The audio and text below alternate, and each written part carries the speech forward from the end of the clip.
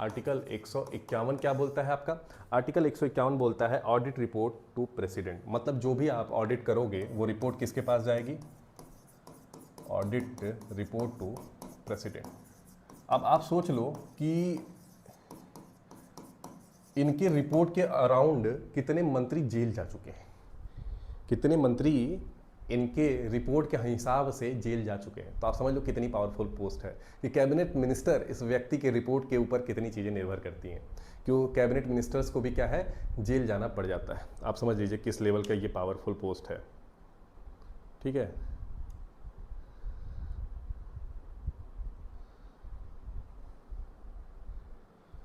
किस लेवल पे powerful post है। क्लियर है? आगे बढ़ा जाए, आगे बढ़ा जाए, अगर आप लोग की अनुमति हो तो आगे बढ़ा जाए। तो देखो भाई मैं एक बार देख लेता हूँ क्या क्या मेंशन है। तो देखो यहाँ पे भी वही बातें घूम फिर के मेंशन है कि आर्टिकल 148 में मेंशन है टेन्योर की बात करें तो 6 ईयर है या फिर 65 साल एज कर लें, जो चीज़ पहले हो जाए। रिमूवल का प्रोसेस जो है सेम एज जज ऑफ सुप्रीम कोर्ट है।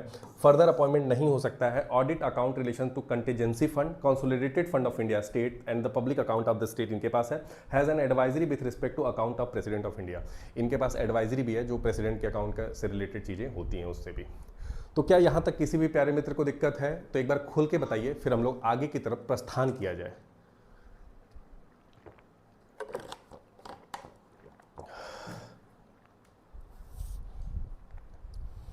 आगे की तरफ प्रस्थान किया जाए। अब आ जाता है इलेक्शन कमीशन। अगर मैं इलेक्शन कमीशन की बात करूं तो आर्टिकल 324 से लेकर के 329 तक इलेक्शन कमीशन का जिक्र हुआ है। ठीक है, अब इनकी भी कहानी देखते हैं भाई। इंपॉर्टेंट तो है ये, इंपॉर्टेंट एक्चुअली देखा जाए तो बहुत इंपॉर्टेंट है भाई साहब ये। ठीक है, इलेक्शन कमीशन जो है ना ये बहुत इंपॉर्टेंट चीज़ है। तो अब इनको भी देख लेते हैं कि कैसे होता है, क्या होता है, क्यों होता है। ठीक, चलिए अगर मैं बात, अच्छा एक चीज़ तो और मैंने बताया नहीं, मेरे दिमाग में आ गया तो बता देता हूँ कि ये जो कैग हैं ये किस आर्टिकल में आते हैं, तो ये भी याद रख, अरे किस पार्ट में आते हैं। कैग हैं ये भी पार्ट 5 के हिस्सा हैं, पार्ट 5 में आते हैं, मतलब सेंट्रल गवर्नमेंट में ही आते हैं ये भी, क्योंकि कई बार इन लोग का पार्ट भी पूछ देता है ना। तो जो भी मैक्सिमम क्वेश्चन बन सकता है यही बन सकता है, वो सारी चीज़ें आपसे डिस्कस हो चुकी हैं। अब आगे की तरफ बढ़ते हैं भाई।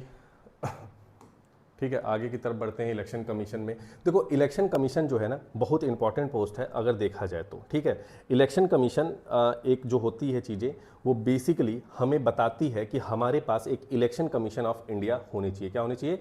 इलेक्शन कमीशन ऑफ इंडिया होने चाहिए। क्या बताता है भाई? इलेक्शन कमीशन ऑफ इंडिया होने चाहिए। ठीक,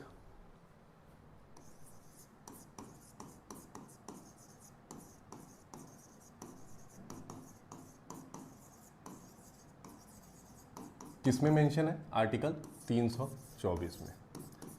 अभी इस पे बहुत ज़्यादा विवाद भी हुआ था, आर्टिकल 324 में मेंशन है। ठीक है, साथ ही साथ ये भी जान लीजिएगा कि ये अपॉइंट शैल बी डिटरमाइंड, मतलब अपॉइंटमेंट जो इनका है बेसिकली देखा जाए तो किसके द्वारा है? तो राष्ट्रपति द्वारा है।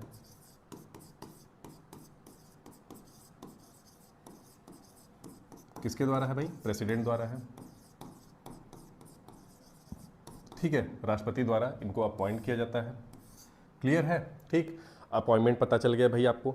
फिर उसके बाद याद रख लीजिएगा कि कंडीशन ऑफ सर्विस किसके द्वारा बताई जाएगी? तो वो प्रेसिडेंट द्वारा बताई जाएगी। Condition of service, condition of service किसके द्वारा डिफाइन की जाएगी? तो प्रेसिडेंट द्वारा की जाएगी। ठीक है, क्लियर है? अच्छा कुछ बातें यहाँ पे देखें मेंशन है कि देखो जो कंपोजिशन होता है बेसिकली ये 3 मेंबर बॉडी होती है। यहाँ ही पे लिख देता हूँ, ये क्या होती हैं? एक 3 मेंबर बॉडी होते हैं, 3 मेंबर बॉडी होते हैं। और ये बेसिकली कब से शुरू हुए? तो 1989 से इनको 3 मेंबर बॉडी बनाया गया, जिसमें एक चीफ इलेक्शन कमिश्नर होगा, उसके बाद 2 इलेक्शन कमिश्नर होंगे। ठीक है, इनके अंडर में, और एक चीफ इलेक्शन कमिश्नर होगा। याद रख लीजिएगा। अगर मैं बात करूं कि पहले चीफ इलेक्शन कमिश्नर कौन थे, आपको याद होगा कि एक अभी अमेंडमेंट में भी बताऊंगा कि 61st अमेंडमेंट होता है कॉन्स्टिट्यूशनल, 1989 की बात है। उसमें क्या किया जाता है? 21 साल से एज को कम करके 18 साल कर दिया जाता है वोटिंग का।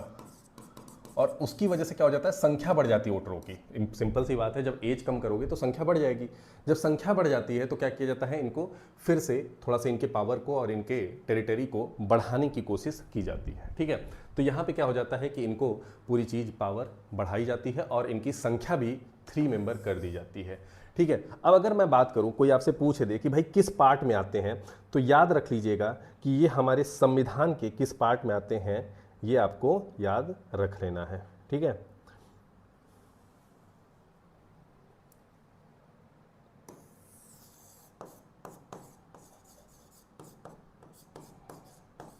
भाग 15 है ये भी याद रख लेना है। अब आ जाते हैं आगे, छोटी छोटी बातें देख लेते हैं जो कि बहुत इंपॉर्टेंट नहीं है। अगर याद रहेगा तो ठीक है, नहीं याद रहेगा तो भी कोई दिक्कत नहीं है।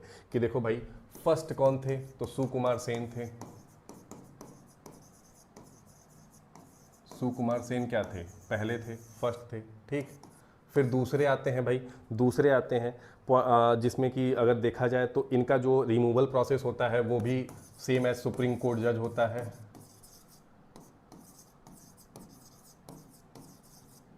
सुप्रीम कोर्ट के जज को जैसे हटाया जाता है वैसे ही हटाने की प्रक्रिया पूरी इनके पास है। क्या अभी तक जो भी मैंने पढ़ाया, क्या किसी को कोई दिक्कत है? तो एक बार मुझे बताइए भाई, जो मैंने अभी तक पढ़ाया आप लोग को, क्या किसी को कोई दिक्कत है?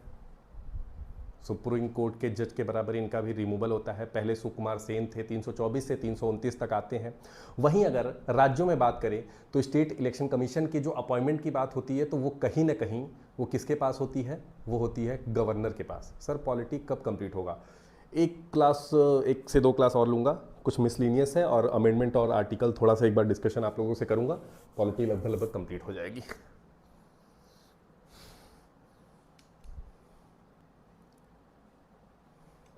मजा आया कि नहीं? सही सी वाला बताना मुझे। कोई ये नहीं है कि आप लोग बता दोगे कि यार कोर्स खराब लगा, नहीं पढ़ने में मजा आ रहा है, नहीं सर अच्छे समझ में आया, तो मुझे कोई दिक्कत नहीं है। एटलीस्ट आप लोग खुल के मुझे बताइएगा। देखो अगर 80% बच्चे सेटिस्फाई हैं कि नहीं सर मजा आ रहा है, नो डाउट मैं बता रहा हूँ, जो कि मुझे अभी तक 98% रिजल्ट आप लोग का मिला है। कि एक बच्चा बस मुझे बोला था, एक्चुअली देखा जाए तो मैं साफ शब्दों में बोलूँ, एक बच्चे ने बस मुझे बोला है कि भाई सर मुझे नहीं मजा आया। तो वो बच्चा एक्चुअली क्या है ना, पहले दिन ही जिस दिन कोर्स लिया उसका कहना था कि मुझे 500 वीडियो चाहिए। तो मैंने पहले ही बोला भाई रिकॉर्डेड और लाइव चलते हैं, लाइव वाले ही रिकॉर्डेड मिलेंगे। तो उस बच्चे की अलग प्रॉब्लम थे, अदरवाइज किसी बच्चे ने बोला तो नहीं है। लेकिन अगर कुछ आप लोग बताओगे कि सर ये चीज़ें नहीं समझ में आई, मैं उसको कुछ दूसरे ढंग से आपको समझाने की कोशिश करूँगा। मेरा देखो तरीका बहुत है मुझे पढ़ाने का, इतने साल से ऐसे ही समझा रहा हूँ। हर एग्ज़ाम के हिसाब से अलग अलग तरीका होता है मेरा समझाने का। तो IB एक अच्छा एग्ज़ाम है, तो मैं ये मान के चलता हूँ कि जो आप लोग की बेसिक नॉलेज है वो है, ठीक है। तो उस हिसाब से मैं समझाता हूँ चीज़ों को। पढ़ाता जीरो से ही हूँ, पढ़ाता एकदम जीरो से हूँ, लेकिन समझाने का तरीका मेरा थोड़ा सा एक अच्छे बच्चों वाला होता है कि नहीं यार आप लोग बहुत अच्छे बच्चे हो, या फिर आप कोई भी एग्ज़ाम दे रहे हो तो उसके हिसाब से मैं चीज़ों को पढ़ाता हूँ आपके। तो ये बताओ आप, कोई दिक्कत अभी तक रही है? बलराम तो आपका मैं देखता हूँ आपने रिव्यू भी बहुत अच्छे दिए हैं, so thank you for that. And बहुत अच्छे और बहुत ही पंक्चुअल स्टूडेंट हैं आप, so that is very nice. ठीक है, चलिए अब आते हैं आगे की तरफ। हाँ टेन्योर तो बताया ही नहीं भाई। टर्म क्या होता है इनका? 6 ईयर या फिर 65 एज, इन दोनों में जो पहले आ जाए, जो पहले पूरा हो जाए।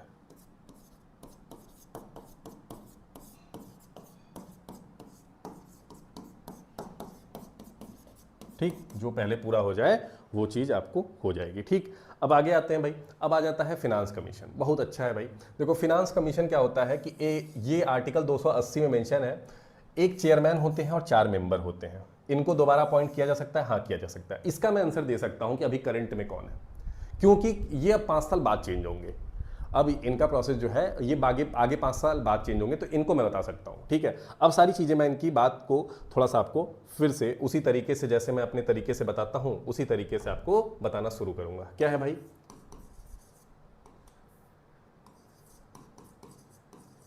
Finance commission. ठीक, finance commission.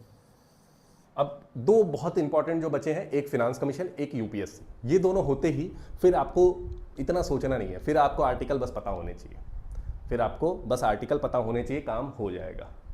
Clear. Non constitutional body में तो बहुत ज़्यादा उसमें तो तकझक करना ही नहीं अपने को। अब आ जाते हैं फिनांस कमीशन पे। फिनांस कमीशन की थोड़ी सी बात करेंगे, ठीक है, थोड़ी सी बात करेंगे। अगर मैं बात करूं कि पहले फिनांस कमीशन कौन थे, तो फटाफट से आप लोग तो मुझे बता ही दोगे, बता दोगे कि नहीं बता दोगे? पहले ये बताओ, फर्स्ट फिनांस कमीशन कौन था, ये बता दो। चलो, फर्स्ट फिनांस कमीशन कौन था, ठीक। फिर उसके बाद 15th फिनांस कमीशन कौन था और 16th फिनांस कमीशन कौन है।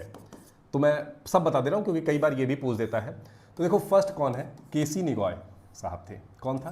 केसी निगॉय साहब थे, ठीक। 15th कौन था? एनके सिंह साहब थे, चेयरमैन की बात हो रही है। और 16th कौन है? अरविंद पनगरिया साहब है, अभी वाले अरविंद पनगरिया। 16th फिनांस कमीशन अभी तक गठित हो चुका है, जिसके कि अरविंद पनगरिया साहब है। ये मैं बता सकता हूं, sir your course is incredible. अरे थैंक यू सो मच भाई। जिस वैल्यू में चीज़ों को मैं प्रोवाइड कर रहा हूँ, इतनी मेहनत कर रहा हूँ, और मैं लिटरली बता रहा हूँ कि अगर आपको मैं बताऊँगा, जैसे आपने 400 मेजॉरिटी बच्चों ने दिए होंगे, ऑन एन एवरेज बच्चों को मैंने कूपन मिल ही गया था। मैं आपको बताऊँ, 100 रुपीज़ अराउंड जीएसटी चला जाता है, 100 के अराउंड टीम ले लेती है जो टेक्निकल इशू देखती है, 100 से 150 250 हो जाता है ऐसे। फिर उसके बाद ऐप का जो पोर्टल होता है वो ले लेता है अराउंड करीब 10% के आसपास। तो आप अंदाज़ा लगा लो कि क्या होता होगा। फिर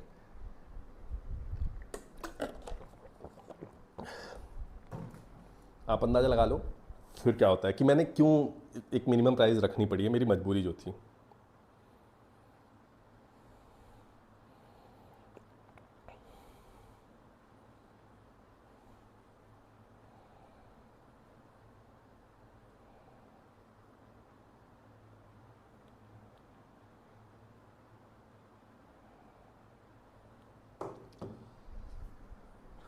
ठीक है, चलिए, तो ये है आपके अभी के जो कहानी रही है। अब आते हैं फिनांस कमीशन के, थोड़ी सी बेसिक जानकारी आपको दिखा देता हूँ। तो ये देखो, एक क्वासी जुडिशियल बॉडी की तरह काम करती है, हर 5 साल पे इसकी नियुक्ति होती है, ठीक है।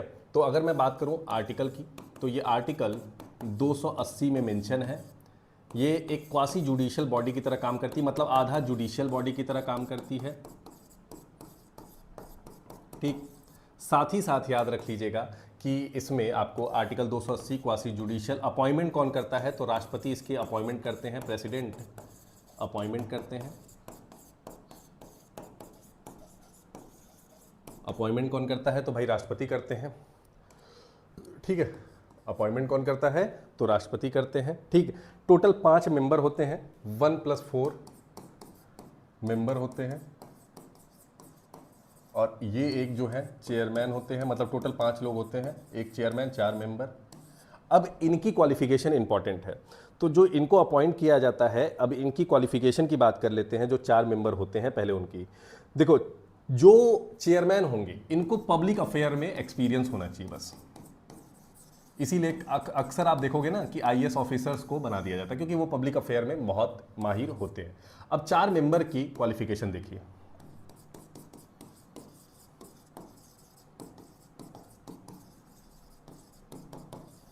चार मेंबर की क्वालिफिकेशन आप देखिए। पहला क्या है, पहला है कि भाई एक जज के बराबर होना चाहिए क्वालिफिकेशन हाई कोर्ट की, इक्वल क्या होना चाहिए, क्वालिफिकेशन होनी चाहिए एक मेंबर की, कोई भी एक मेंबर की क्वालिफिकेशन हाई कोर्ट के जज के बराबर होनी चाहिए। दूसरे की जो होता है उसको एक फिनांस और अकाउंटिंग के मामले में अच्छी नॉलेज होनी चाहिए, फिनांस एंड अकाउंटिंग के मामले में नॉलेज होनी चाहिए, ठीक। फिनांस एंड अकाउंटिंग के मामले में अच्छी नॉलेज होनी चाहिए। तीसरा जो मेंबर होगा उसको इकोनॉमिक्स में नॉलेज होनी चाहिए, किसमें, इकोनॉमिक्स में। और चौथा जो है उसको फिनेंशियल मैटर में नॉलेज होनी चाहिए।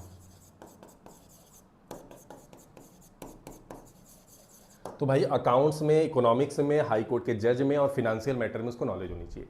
बेसिकली फिनांस कमीशन का काम क्या होता है, तो बेसिकली फिनांस कमीशन का काम क्या होता है, स्टेट और सेंट्रल के बीच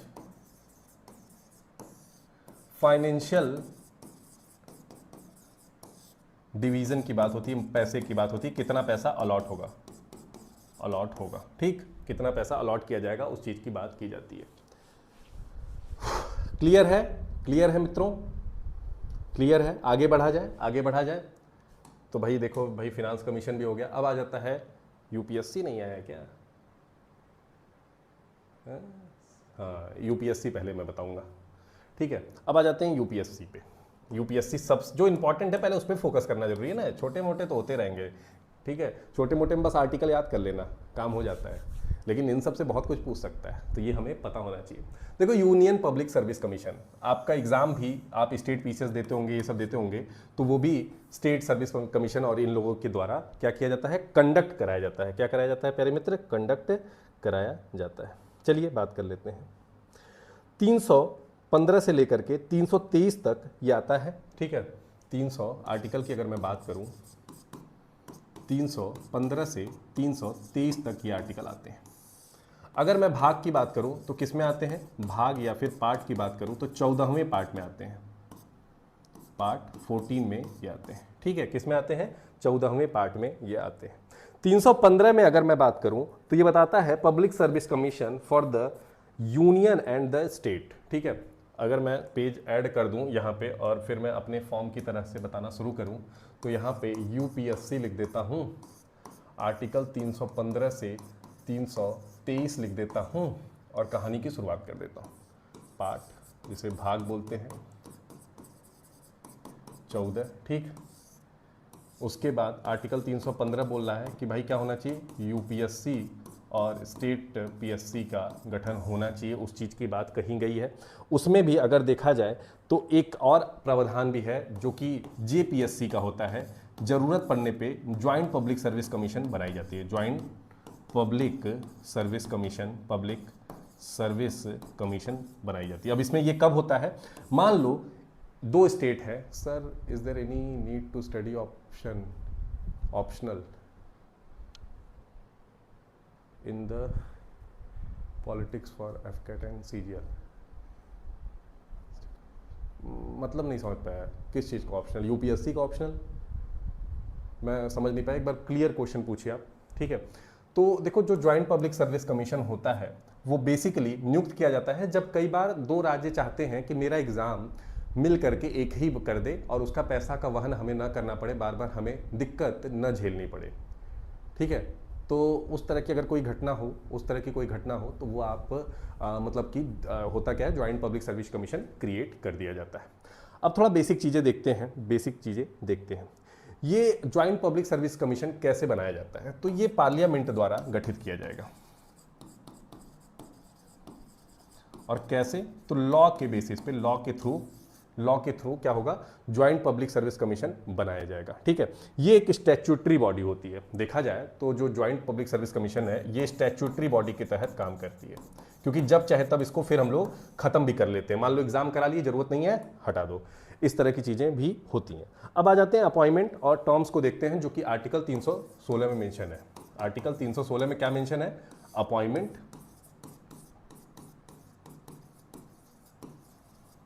और टर्म्स, ठीक। तो देखो, अपॉइंटमेंट की अगर मैं बात करूं तो यहां पे मैं लिख देता हूं यूपीएससी और जेपीएससी। इन सब के जो मेंबर्स हैं, चेयरमैन हैं, इनकी अपॉइंटमेंट राष्ट्रपति द्वारा होती है। लेकिन स्टेट पीएससी का गवर्नर द्वारा होता है। किसके द्वारा होता है? गवर्नर द्वारा होता है। क्लियर है? अब आ जाता है टेन्योर कि कब कब ये रह सकते हैं, कितने समय तक रह सकते हैं, ठीक है। तो फिर से मैं बताता हूं भाई, ठीक है, फिर से मैं बताता हूं कि देखो, जो टर्म है वो 65 साल या फिर 6 साल होता है, किसका?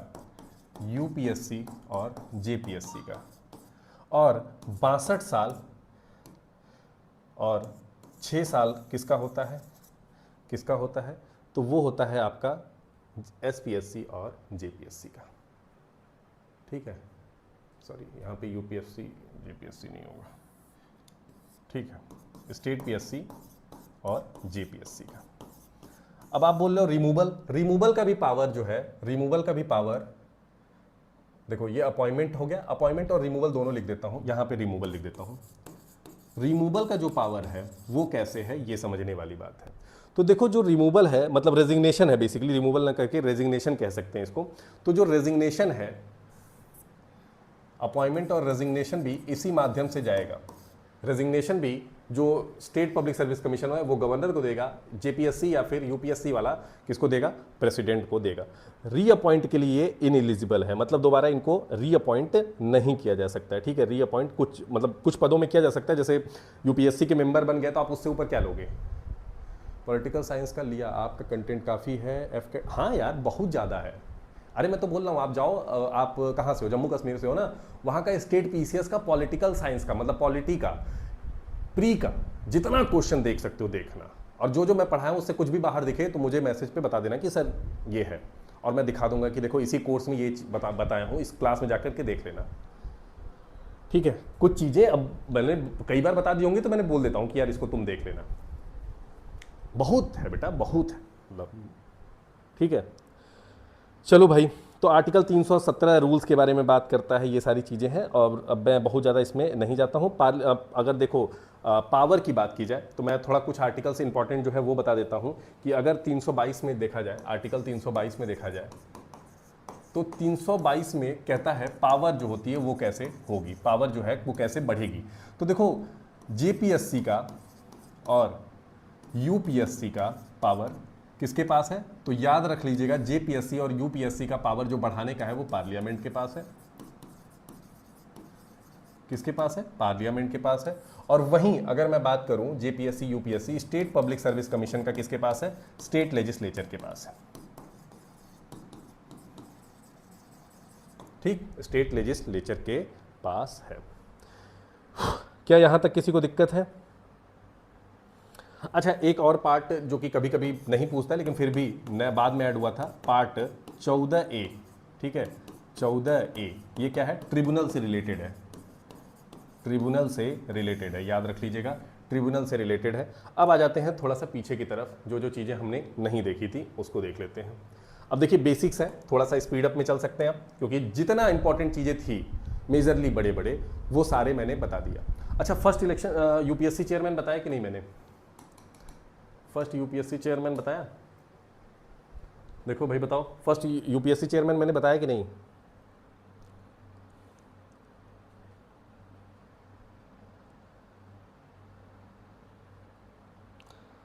फर्स्ट यूपीएससी चेयरमैन और रिमूवल दोनों चीज़ बताया कि नहीं, ये बताओ तो आप, तो फिर मैं बताऊं यार।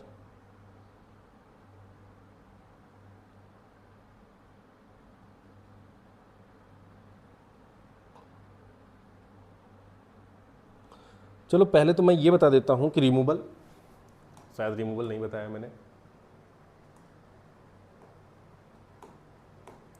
ठीक है, रिमूवल,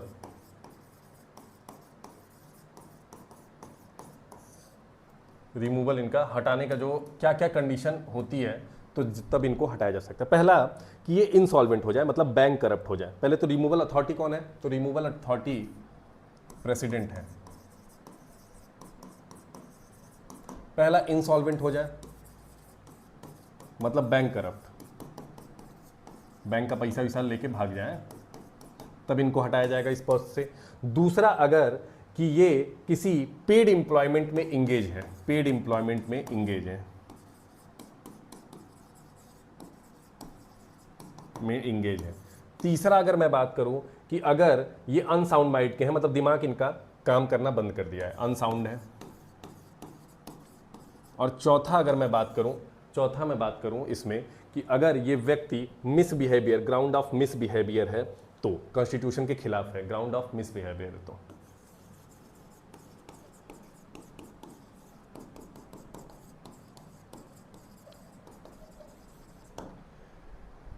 सर क्लास कितने बजे तक रहती है?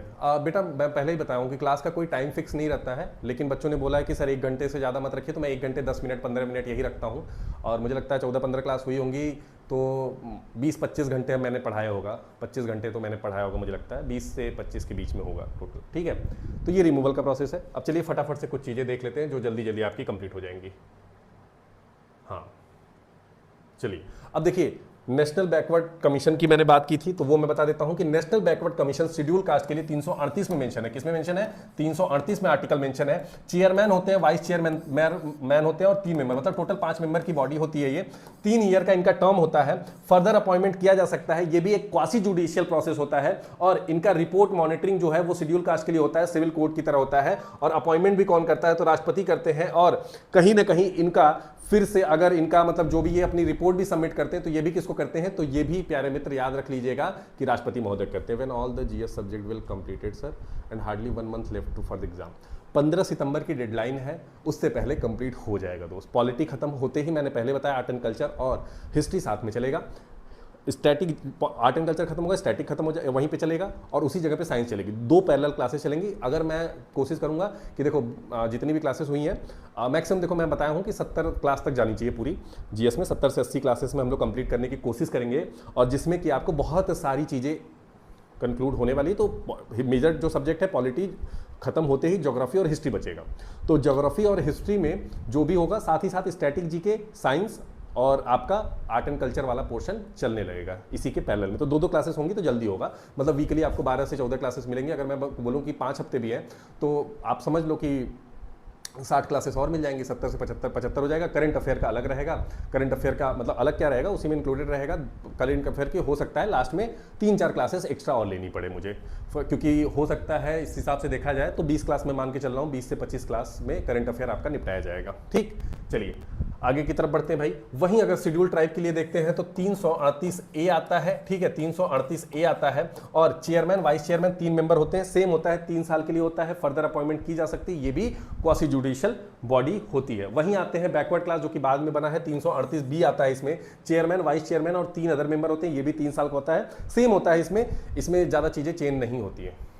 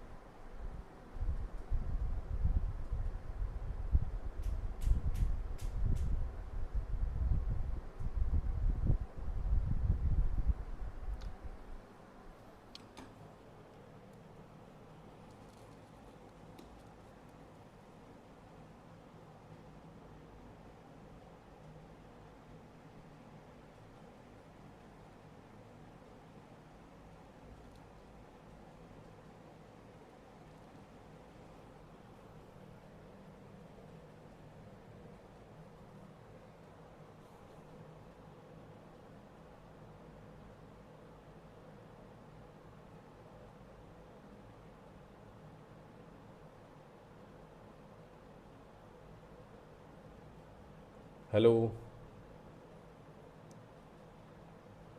कुछ चैट का इशू आया लग रहा है। हेलो हेलो हेलो,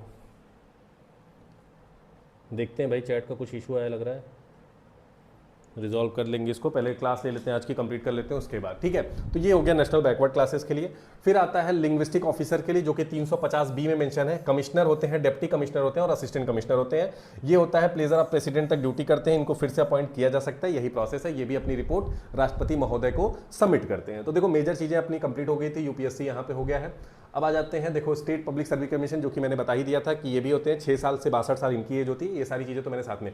अब आता है non constitutional body. Non constitutional body जो कि बेसिकली देखा जाए तो ये नॉन स्टैट्यूटरी है, मतलब एक लॉ से बेसिकली गवर्नमेंट के एग्जीक्यूटिव एक्शन से ये बनाया जाता है। एग्जीक्यूटिव एक्शन से बनाया जाता है। तो देखो नीति आयोग पहले रिप्लेस किसको किया है? तो ये रिप्लेस किया है प्लानिंग कमीशन को। क्या किया है? रिप्लेस किया है प्लानिंग कमीशन को। प्लानिंग कमीशन को इसने क्या किया है? रिप्लेस किया है। याद रख लीजिएगा, प्लानिंग कमीशन को इसने क्या किया है प्यारे मित्र? रिप्लेस किया है। ठीक है, अब देखो इसके जो चेयरपर्सन होते हैं वो हमेशा प्राइम मिनिस्टर रहेंगे।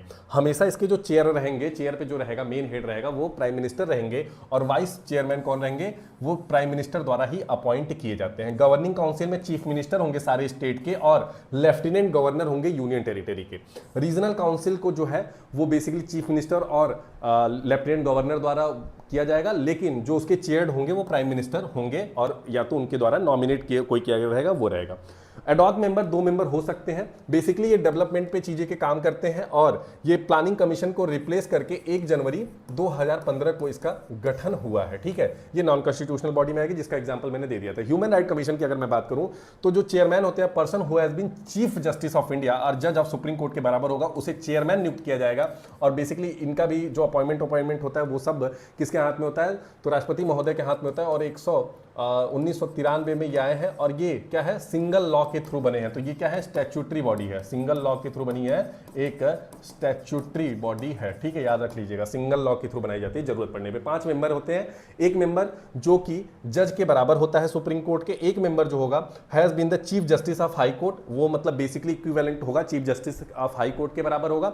और दूसरा जो है यहाँ पे कि 3 मेंबर जो होंगे वो नॉलेज होगा उनको बेसिकली किस चीज का, ह्यूमन राइट्स का, उनको नियुक्त इसमें किया जाएगा। साथ ही साथ ह्यूमन राइट्स की अगर मैं बात करूं तो 7 डीम्ड मेंबर होते हैं, जिनका कि यहाँ पे मेंशन है, जैसे national commission for backward class, national commission for minority, schedule caste, schedule tribe, protection of child, womens and personal disability वालों को भी ह्यूमन राइट्स में डाल करके रखा जाता है। तो ये सारी चीज़ें रहीं अभी तक के लिए, और आई होप चीज़ें आपके लिए क्लियर रही होंगी। यहाँ तक किसी भी प्यारे मित्र को कोई इशू नहीं आया होगा।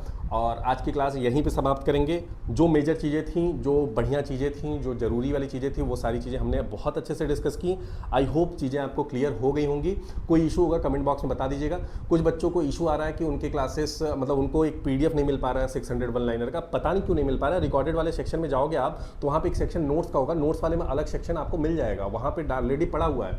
अब आप लोग डाउनलोड नहीं कर पा रहे हो, क्या इशू आ रहा है वी डोंट नो, बट कोशिश करो यार। एक छोटी छोटी चीज़ों के लिए मुझे 20-20 मैसेज आप लोग डाल दे रहे हो, तो खुद सोचो कितना मैं, मतलब मेरे पास 400 स्टूडेंट होंगे ना, 400 से 500 स्टूडेंट होंगे, मैं कैसे एक एक बच्चे को मैसेज बस रिप्लाई करूँ कि कैसे डाउनलोड किया जाता है। मतलब ये तो वो बात हो गई कि बेटा क लिखो, आप खुद सोचो, क ख ग लिखना मैं सिखाऊंगा आप लोगों को। तो ये आपके लिए भी दुख की बात है, मेरे भी दुख की बात है ना दोस्त। तो मिलते हैं, तब तक के लिए धन्यवाद। जय हिंद, जय भारत।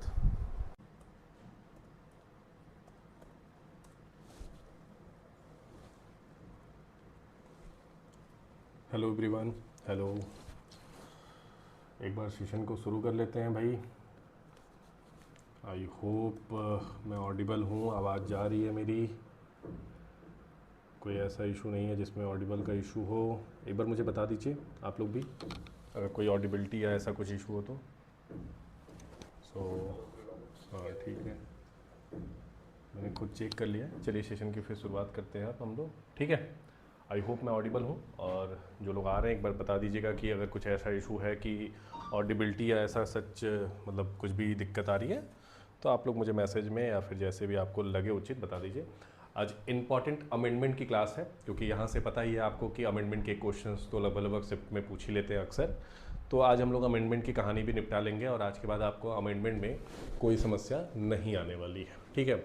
शायद करंट अफेयर की कुछ क्लासेस आप लोगों से मिस हो गई हैं, ठीक है। करंट अफेयर की 1 सेकंड रुकिएगा, मैं कुछ कनेक्शंस चेक कर लूँ।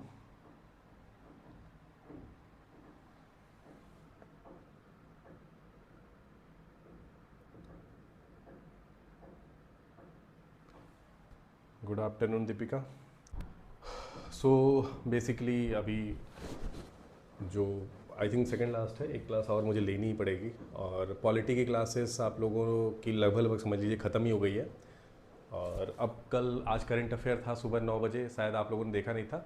कल 9 बजे हमारी कोशिश होगी कि आपको अब जो मिले वो कौन सी क्लास मिले प्यारे मित्र, तो वो आपको मिलेगी आर्ट एंड कल्चर की, जिसमें शुरुआत होगा डांस से। आर्ट एंड कल्चर जिसमें कि डांस से शुरुआत होगी, ठीक, क्लियर है। चलिए आगे की तरफ बढ़ते हैं, और ज़्यादा समय न लेते हुए आर्ट एंड कल्चर को भी कंप्लीट किया जाएगा। एंड 1 मिनट लगेगा इसको रिजॉल्व होने में, डोंट वरी, ये घूम लेने दो इसको।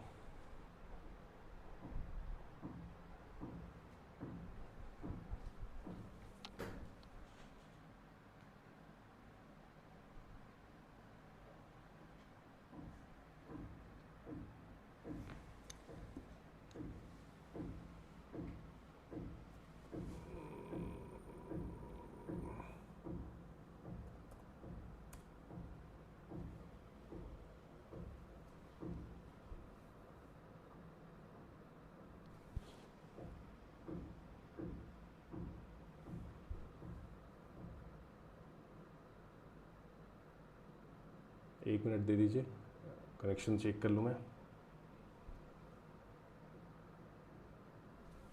ठीक,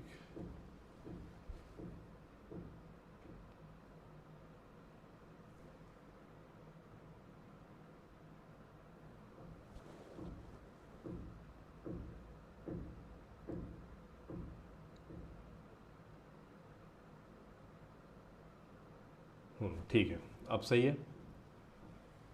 एक बार देख लेते हैं, क्लियर हो जाए फिर सेशन की शुरुआत कर लेते हैं भाई।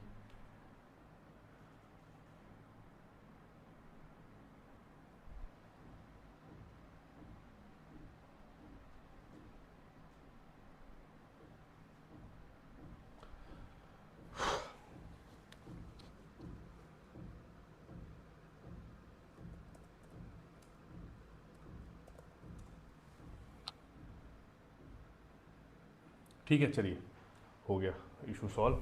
तो चलिए बेसिकली आज की क्लास में शेड्यूल रहेगा, ठीक है, कि जो 12 आपके शेड्यूल है उसको थोड़ा बेसिक आइडिया लेंगे कि कौन से शेड्यूल में क्या क्या चीज़ें रखी गई हैं। साथ ही हम लोग देखेंगे इसमें प्यारे मित्र कि जो इंपॉर्टेंट अमेंडमेंट है, सारे अमेंडमेंट तो नहीं देखेंगे लेकिन जो इंपॉर्टेंट अमेंडमेंट है उनको भी हम लोग यहाँ पे कवर करेंगे, ठीक है। तो चलिए ज़्यादा समय न लेते हुए, ज़्यादा देरी न करते हुए, वैसे ही 2-3 मिनट क्लास ऑलरेडी लेट हो गई, 12-15 पे स्टार्ट ही किया था हमने, तो शुरू कर देते हैं क्लास को। और जिसने भी करंट अफेयर की क्लास नहीं देखी है जाके देख लीजिए, 9 बजे थी आज। किसी वजह से शायद आप लोग को थोड़ा सा शायद दिखा नहीं रहा था या जो भी रहा होगा, मुझे नहीं पता। बहुत सारे बच्चे बोल रहे थे कि मुझे नोटिफिकेशन नहीं आया या जो भी था, और तो उसके लिए मैं माफ़ी चाहता हूँ भाई। चलिए शुरुआत करते हैं। देखिए टोटल हमारे संविधान, जब हमारा संविधान बना तो हमारे पास जो हमारा संविधान बना, जिसे हम लोग कॉन्स्टिट्यूशन बोलते हैं, क्या बोलते हैं प्यारे मित्र, कॉन्स्टिट्यूशन बोलते हैं। जब ये हमारा बन के तैयार हुआ तो टोटल जो मतलब देखा जाए तो शेड्यूल थे वो 12 शेड्यूल थे। 12 शेड्यूल में मेजरली चीज़ों को बांटा गया था, लेकिन बाद में 4 और शेड्यूल ऐड किए गए और टोटल अब कितने हो गए, 12 हो गए। वो सारे भी देखेंगे। तो ये जो शुरुआत के 8 हैं पहले पेज पे, ये बेसिकली उससे रिलेटेड हैं जो कि पहले से ऑलरेडी थे, ठीक है, जो कि पहले से ऑलरेडी थे उनकी बात कर रहा है। अब चलिए आगे की तरफ बढ़ते हैं भाई। पहला शेड्यूल करता है the list of state and union territory. जो भी मतलब स्टेट है, यूनियन टेरिटरी है, वो शेड्यूल 1 में बात की जाती है। और बेसिकली आपने जब आर्टिकल 1 पढ़ा था तो कहीं ना कहीं ये सारी चीज़ें आपको वहाँ पे भी बेसिक बताई गई थी। बस इतना ध्यान रखिएगा कि शेड्यूल 1 में लिस्ट बनाई जाती है जिसमें कि स्टेट होता है और यूनियन टेरिटरी सारे मेंशन होते हैं। सेकेंड शेड्यूल क्या बताता है, provision of president, governor of state, ठीक है, देखिएगा राष्ट्रपति की और governor of state, speaker and deputy speaker of the house of the people, chairman and deputy chairman of the council of state, ठीक है, मतलब वाइस प्रेसिडेंट भी आ गए, and the speaker and deputy speaker of legislative assembly, chairman and deputy chairman of legislative council, and the judge of supreme court and high court, controller auditor general of India, list state union territory and their territories। अब देखो simple सी बात है कि इनके जो schedule 2 है, इनमें इन लोगों के जो कार्य के तरीके हैं, प्रोविजंस हैं, वो सारी चीज़ें मेंशन है। किसके किसके, तो देखो राष्ट्रपति के, उपराष्ट्रपति के, स्पीकर के, डिप्टी स्पीकर के, काउंसिल के, गवर्नर के, स्टेट के स्पीकर के, डिप्टी स्पीकर के, और काउंसिल और के जो चेयरमैन होते हैं और डिप्टी चेयरमैन होते हैं, सुप्रीम कोर्ट के वकील को, जज को, और हाई कोर्ट के जज की यहाँ पे चीज़ें मेंशन रहती हैं। एक बार फटाफट से जो लोग आ चुके हैं एटलीस्ट प्रेजेंट वाला सिंबल तो मुझे दे ही दीजिए, तो मुझे भी आइडिया लग जाए कितने लोग आ चुके हैं। एक बार प्रेजेंट वाला सिंबल आप लोग दे दीजिए जो लोग ऑलरेडी आ चुके हैं लाइव में। रोहित गुड मॉर्निंग बेटा। और जो लोग देखिए अभी 2-3 दिनों में कोर्स को एनरोल किया है, बहुत सारे बच्चे हैं, तो उनका मेरा सजेशन है कि पहले आप 1 से लेकर के 14 करने के बाद 15वें पे आइए। डायरेक्ट 15 पे आएंगे कुछ समझ में नहीं आएगा, बाद में बोलेंगे कि भाई टीचर अच्छा नहीं पढ़ा रहा है, ठीक है। तो पहली क्लास करिएगा फिर अभी यहाँ तक आइएगा, ये लास्ट चल रहा है बेटा। अब डायरेक्टली लास्ट पे आप जाओगे तो नहीं समझ में आएगा, इसलिए रिक्वेस्ट है आप सभी लोगों से कि ये चीज़ करिएगा, ठीक है। चलिए आइए भाई देखते हैं आगे। अब देखो शेड्यूल 3 क्या कहता है, forms of oath and affirmation. जो ये लोग शपथ लेते हैं ना, शपथ लेते हैं, उस चीज़ का कैसा कैसा शपथ होता है, वो सारी चीज़ें शेड्यूल 3 में मेंशन है। ये देखो नॉर्मल आर्टिकल्स हैं, इससे क्वेश्चन रेयर देन रेयरेस्ट बनते हैं। अब देखो क्वेश्चन कहाँ से बनते हैं, शेड्यूल 4 से।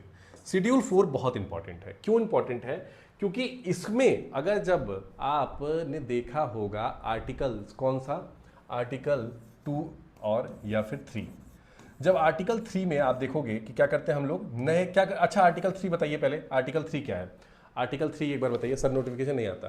ठीक है, मतलब मैं ऐसा करता हूँ ना, एक शेड्यूल बना करके आप लोग को दे देता हूँ इस वीक का। वीकली आपको शेड्यूल मिल जाएगा, आज शाम तक मिल जाएगा इस वीक का क्या क्या रहेगा। ठीक, क्लियर। इस वीक में आपको पूरा शेड्यूल दे दूंगा मैं, डोंट वरी। चलिए बताइए आर्टिकल 3 में क्या होता है।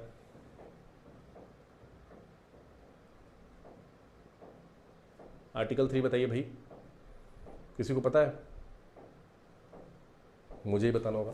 आर्टिकल 3 बेसिकली बताता है कि आपका इतना पढ़ाने के बाद भी अगर आप लोग रिवीजन नहीं कर रहे हो ना, तो मैं बता रहा हूँ पिटने का काम कर रहे हो। अगर इतना चिल्ला चिल्ला कर पढ़ाने के बाद भी आप लोग रिवीजन नहीं कर रहे हो तो कुछ फ़ायदा नहीं होगा मेरे इतनी मेहनत करा। सर एसएससी स्टेनो में 7 अगस्त में 3rd शिफ्ट में शेड्यूल 3 से क्वेश्चन आया था। अच्छा ठीक है, कोई बात नहीं। तो मैं बता तो दिया ही कि शेड्यूल 3 क्या करता है, ओथ से रिलेटेड है, ओथ से रिलेटेड है। ठीक है, वो तो बेसिक तो मैं बता ही दे रहा हूँ, जहाँ से क्वेश्चन पूछे जाते हैं, जिसमें डीप घुसते हैं उनकी बात कर रहे हैं। अगर सपस से पूछेगा तो ऑब्वियस है भाई, शेड्यूल 3 से बात हो रही है। चलो आर्टिकल 3 में क्या होता है, हम लोग क्या करते हैं, राज्यों का नाम चेंज करते हैं, तब तक तो दिक्कत नहीं है, लेकिन जब राज्यों की टेरिटरी में, एरिया में कम या ज़्यादा करते हैं ना, तब दिक्कत आती है, क्योंकि तब आपको राज्यसभा सीट में भी परिवर्तन देखने को मिलता है। राज्यसभा की जो सीट होती है उसमें भी अंतर होगा। फॉर एग्जाम्पल मान लो यूपी में अभी 31 राज्यसभा की सीट है, ठीक है, राज्यसभा की सीट है। अब यूपी को अगर 2 भागों में बांट दिया जाए, यूपी 1 यूपी 2 में, तो अब राज्यसभा की सीट भी तो डिवीजन होगी। क्या होगा, राज्यसभा का सीट में भी डिवीजन होगा। अब जब राज्यसभा की सीट में भी डिवीजन होगा तो इसका मतलब है कि आपके शेड्यूल 4 में भी तो परिवर्तन होगा।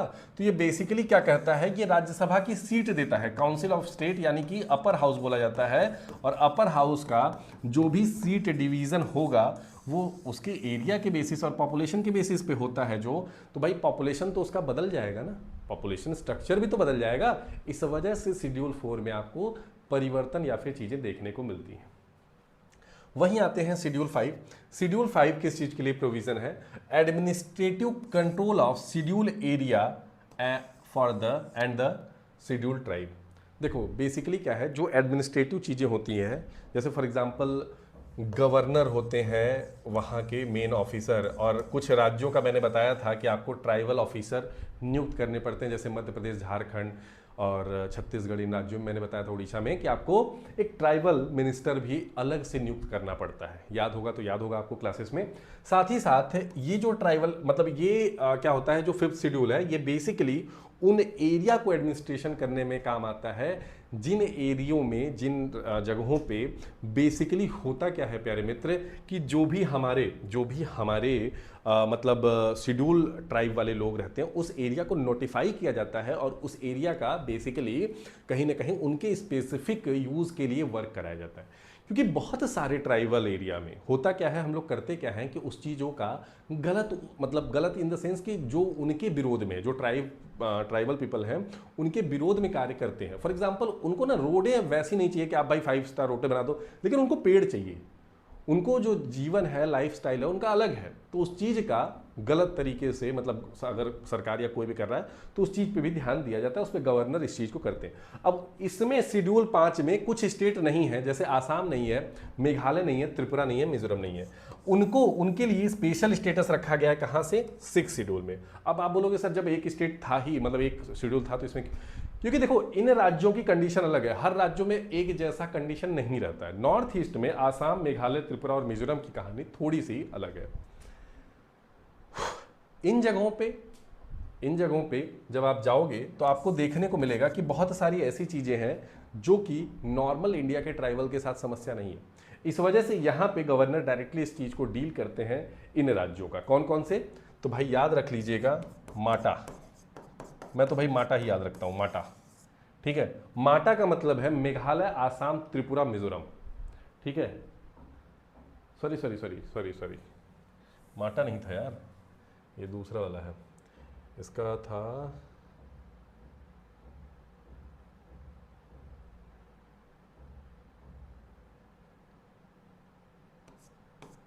टैम, बना देते हैं इसको, अपने से ही बना देते हैं टैम। त्रिपुरा, आसाम, मेघालय, मिजोरम, या फिर जी ठीक है, टामी कर लीजिए या माटी कर लीजिए।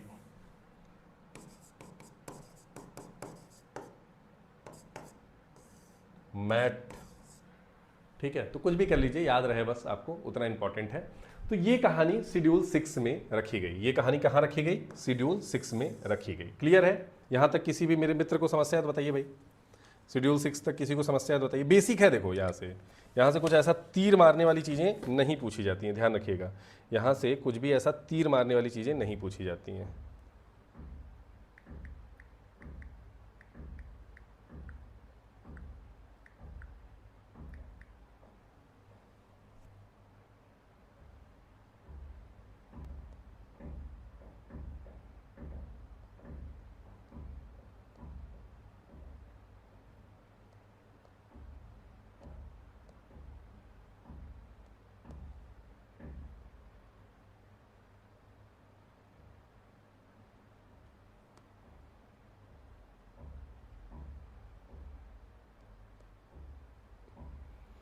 चलिए भाई बताइए।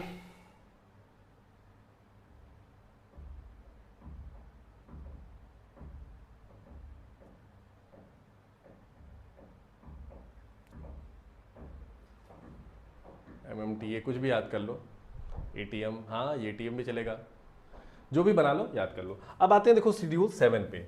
शेड्यूल 7 बेसिकली बताता है, शेड्यूल 7 बेसिकली बताता है लिस्ट को। कौन कौन सी लिस्ट? 3 लिस्ट में बांटी गई हैं, यूनियन, स्टेट और कंकरेंट। अब समझना देखो कैसे होता है। ये यूनियन है, ये स्टेट है और ये कंकरेंट है। कंकरेंट में यूनियन भी रूल बना सकता है, स्टेट भी बना सकता है, लेकिन याद रखिएगा कि अगर उसी पे सेम पे दोनों ने बनाया है तो यूनियन का मान्य होगा, यूनियन की वैल्यू ज्यादा होगी। ठीक, ये सारी लिस्ट बनाई गई है। बेसिकली अगर देखा जाए तो जो इनिशियल फेज था उसमें यूनियन में 97 मैटर थे, अभी 100 के अराउंड है या 100 प्लस मान के चलो है, ठीक है। वहीं अगर स्टेट की मैं बात करूं तो स्टेट में जब ये बना था तब तकरीबन जो था वो लिस्ट थी कितनी? 61 के आसपास थी, ठीक है, 61 के आसपास थी। अभी कितनी है? 66 के आसपास है, ठीक है। अब वहीं कंकरेंट में तकरीबन 52 के आसपास लिस्ट है। ये सारे मैटर इन लोगों द्वारा डील किए जाते हैं। मतलब 97 मैटर, एटलीस्ट 100 प्लस ऐसे मैटर हैं जो कि केवल उस पर सेंट्रल गवर्नमेंट ही रूल बना सकती है, लॉ बना सकती है। तकरीबन 66 प्लस मैटर्स ऐसे हैं जिसपे कि केवल स्टेट गवर्नमेंट मतलब राज्य सरकार ही मैटर बना सकती है, और 52 तकरीबन ऐसे मैटर हैं जिसपे कि केवल कौन बना सकता है? कंकरेंट लिस्ट है, मतलब दोनों बना सकते हैं। लेकिन अगर दोनों ने उस पर रूल बना दिया तो राज्य का महत्व ज़्यादा नहीं रहेगा, सेंट्रल का महत्व ज़्यादा रहेगा। अब आ जाते हैं 8वां schedule, the list of recognise language. जैसे हमारे यहाँ टोटल 22 लैंग्वेज रिकॉर्गनाइज की गई हैं। कितनी? 22 लैंग्वेज। 22 लैंग्वेज को हमने क्या किया है? रिकॉर्गनाइज किया है अपने इस लिस्ट में। वो भी देखेंगे कौन कौन सी लिस्ट कैसे कैसे कब कब आएगा, कुछ अमेंडमेंट्स के थ्रू उस चीज को भी कवर करेंगे। ये 4 अमेंडमेंट के थ्रू आए हैं। जैसे कि शेड्यूल 9 आपका फर्स्ट अमेंडमेंट से आया है। इसमें ये चीज बताता है कि जो भी एक्ट है, रेगुलेशन है, उसकी वैलिडिटी कब तक होगी, वो कब तक वैलिड रहेगा, याद रख लीजिएगा। साथ ही साथ 10वां शेड्यूल जो है, 10th शेड्यूल है, वो बताता है ग्राउंड ऑफ एंटी डिफेक्शन। मतलब कि अगर किसी एमपी को, एमएलए को अगर डिस्क्वालीफाई करना होगा, मैंने बार बार एंटी डिफेक्शन लॉ का समझाता था, वो बेसिकली इसी 10वें शेड्यूल के तहत किया जाएगा। ये अगर देखा जाए तो 52वां अमेंडमेंट हुआ था, उसके तहत आया था। और ये 11th और 12th शेड्यूल तो मैंने बहुत अच्छे से बताया था कि अगर जो पंचायत राज सिस्टम आया है 73वें शेड्यूल से, जिसमें कि 11वां शेड्यूल 73वें अमेंडमेंट से, जिसमें कि 11वां शेड्यूल ऐड हुआ है, वहीं 74वें संशोधन से प्यारे मित्र हुआ क्या है? 74वें संशोधन से प्यारे मित्र हुआ क्या है कि 12वां शेड्यूल लाया गया, जिसमें 18 सब्जेक्ट्स ऐड किए गए थे। और वहीं अगर मैं बात करूं पंचायत में तो 29 सब्जेक्ट ऐड किए गए थे इस शेड्यूल में, साथ ही पार्ट भी ऐड हुआ था। Very nice, very nice. हाँ 22, ठीक है, बहुत बेसिक है। देखो एक बार देख लो, इससे ज़्यादा चीज़ों पे मत जाओ, इससे ज़्यादा चीज़ों पे मत जाओ, क्योंकि इससे ज़्यादा चीज़ों पे गए तो पुरानी क्लास अगर नहीं देखे हो तभी जाओगे।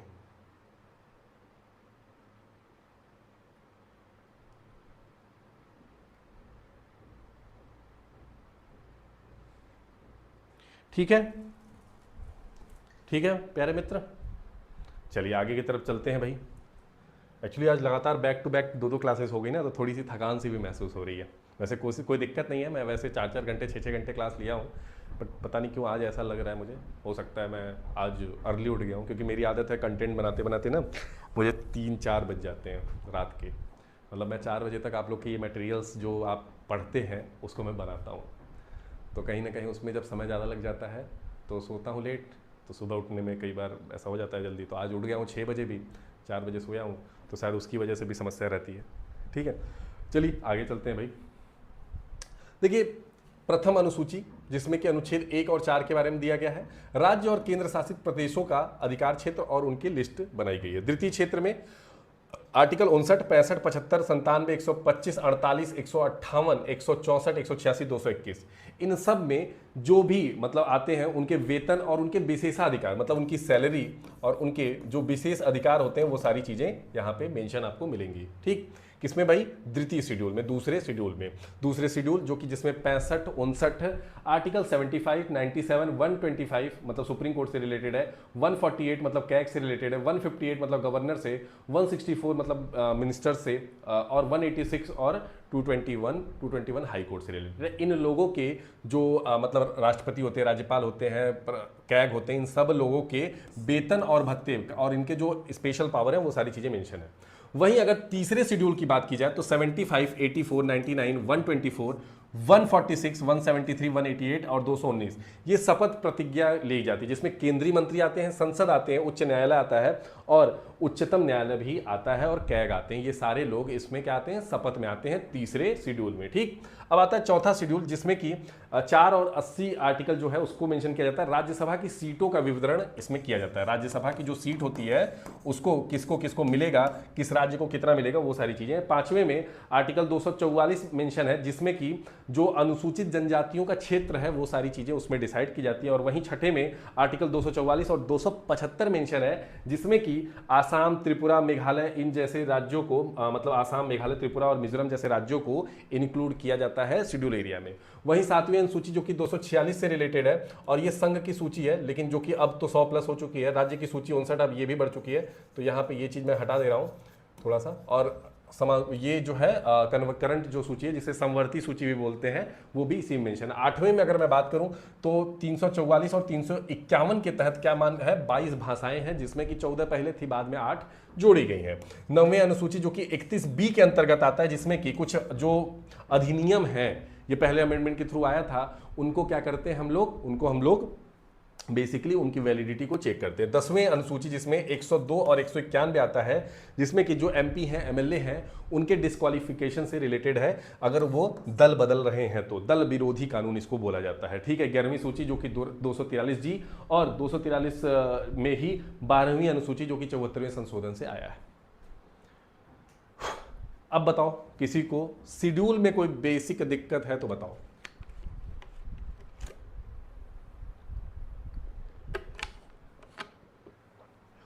बताओ भाई, किसी को शेड्यूल में कोई दिक्कत? किसी को कोई भी शेड्यूल में दिक्कत है तो बताओ भाई। अनुच्छेद बताओ, फटाफट से बताओ, किसी को दिक्कत?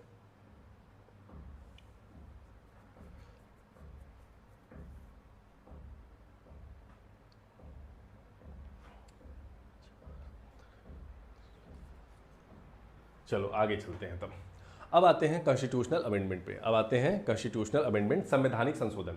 तकरीबन 105-6 हो चुके हैं। चलिए आ जाते हैं मेजर पे। ठीक है, देखिए पहला संशोधन मैं यहाँ से बनाना शुरू करूँगा फर्स्ट संशोधन से, जो कि पहला संशोधन है अगर फर्स्ट कॉन्स्टिट्यूशनल अमेंडमेंट एक्ट कब आया? 1991 में।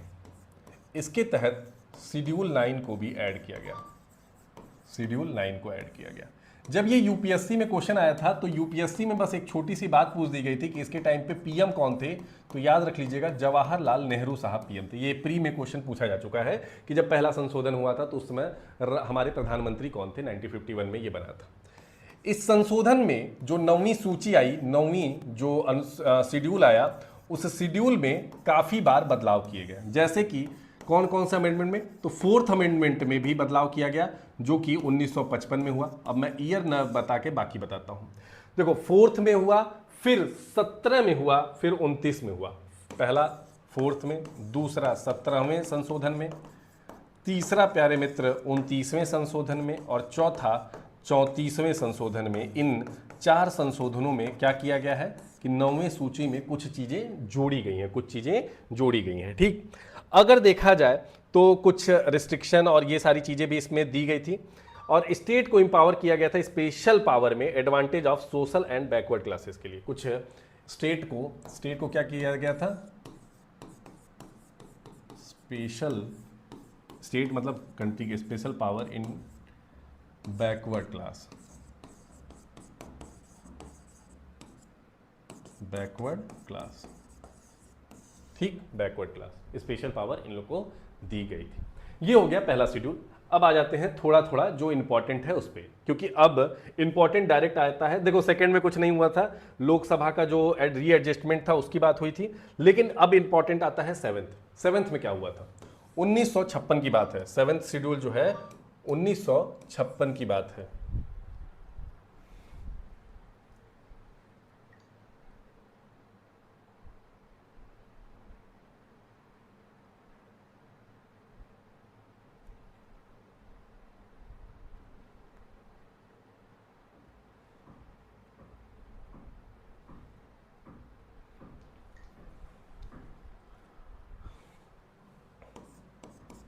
ठीक है, 1956 की बात है। अब देखिए क्या होता है, 1956 में रीऑर्गेनाइजेशन ऑफ स्टेट होता है। किस बेसिस पे? जो भी चीजें चल रही थी, लेकिन उसमें कुछ और मेजर चीजें होती हैं, अब उसकी बात कर लेते हैं। पहला तो क्या होता है कि 1956 में ही इसमें सबसे बड़ी चीज होती है, जो कि आपके जो हाई कोर्ट के जज होंगे वो एक स्टेट से ज़्यादा के भी हो सकते हैं। मतलब कि एक स्टेट से ज़्यादा में वो मतलब कि हाई कोर्ट को इंट्रोड्यूस कर सकता है, जजों को नहीं। ठीक है, सॉरी माफ़ कीजिएगा। हाई कोर्ट जो है वो एक या एक से अधिक में हो सकता है। साथ ही साथ सेम चीज़ गवर्नर के लिए भी है। गवर्नर भी एक या एक स्टेट से ज़्यादा हो सकता है। ठीक है, एक चीज़ मुझे करना होगा, बच्चे इतना ज़्यादा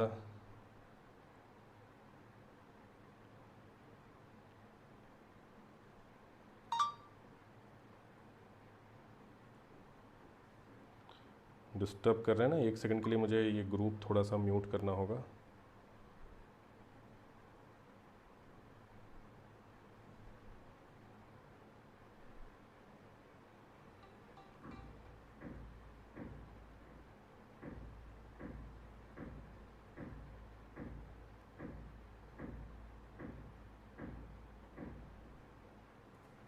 ठीक है, चलो हो गई कहानी।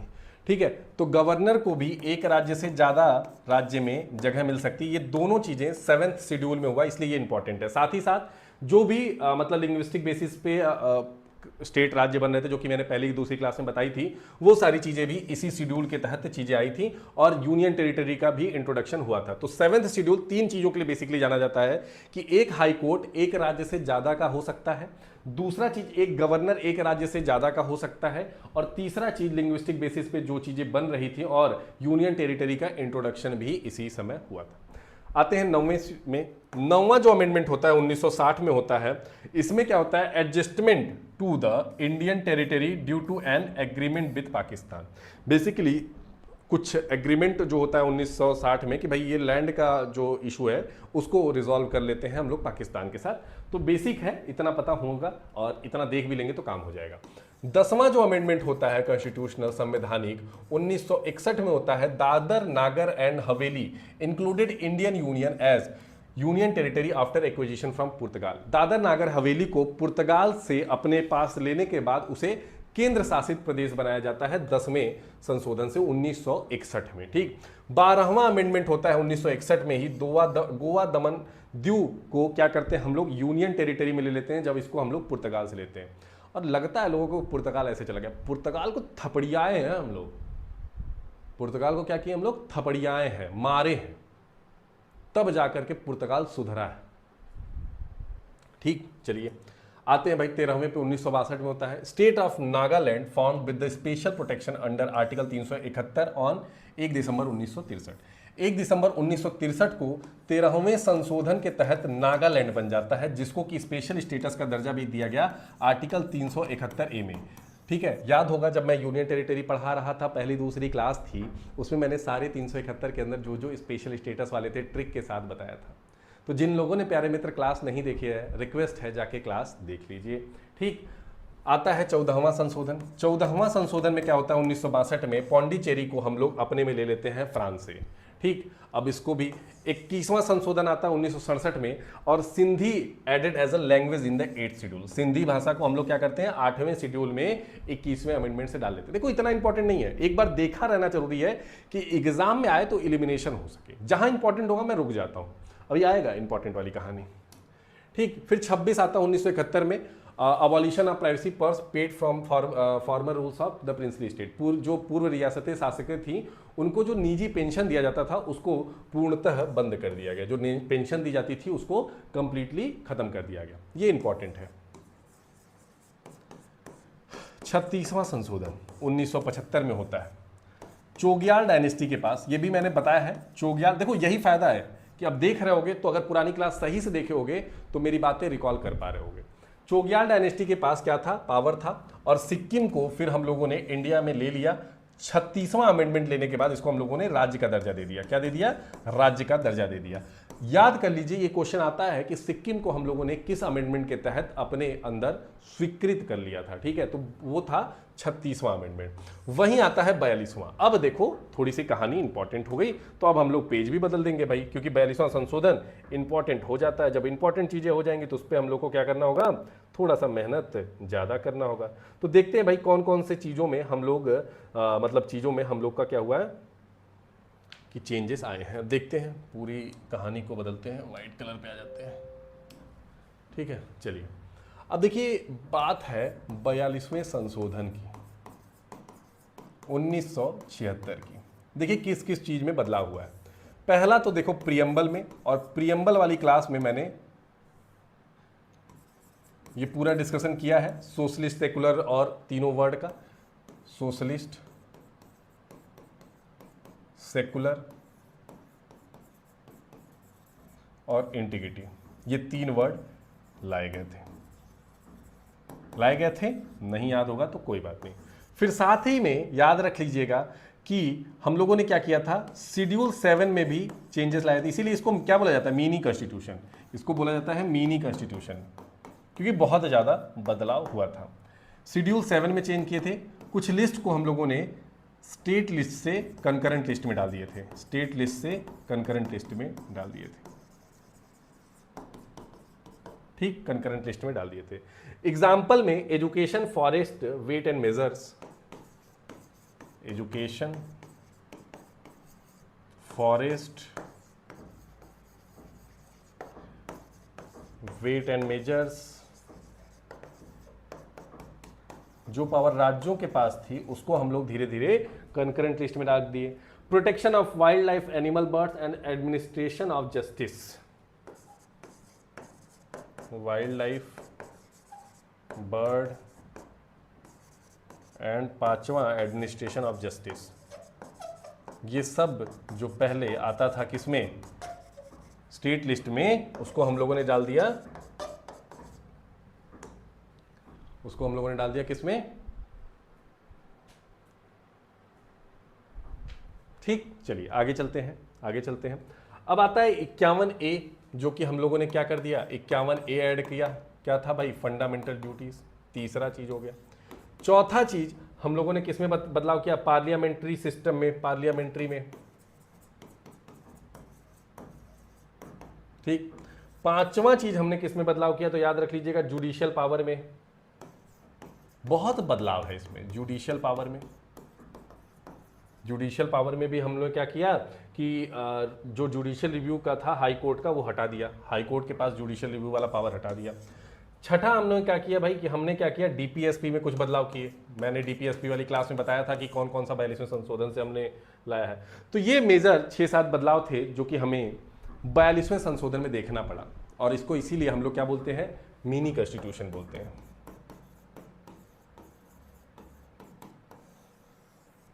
ठीक है, मिनी कॉन्स्टिट्यूशन बोलते हैं। चलिए आते हैं 44वां संशोधन। 44वां संशोधन 44th amendment, basically 44th amendment प्यारे मित्र इसीलिए किया गया था कि जो गलतियां हमने 42वें संशोधन में की थी उस संशोधन को हम लोग सही करने की कोशिश कर रहे थे। इसमें मतलब जो चीज़ें हमने खराब कर ली, कह लीजिए अच्छा कर ली, जो भी कर ली, तो जो चीज़ें लगा कि देश हित में नहीं है, तो सरकार बदल चुकी थी, मोरारजी देसाई की सरकार आ चुकी थी, मोरारजी देसाई की सरकार आ चुकी थी और इस सरकार में हमने चीज़ों को बदल दिया था। इस सरकार में हमने क्या किया था, चीज़ों को बदल दिया था। क्लियर है?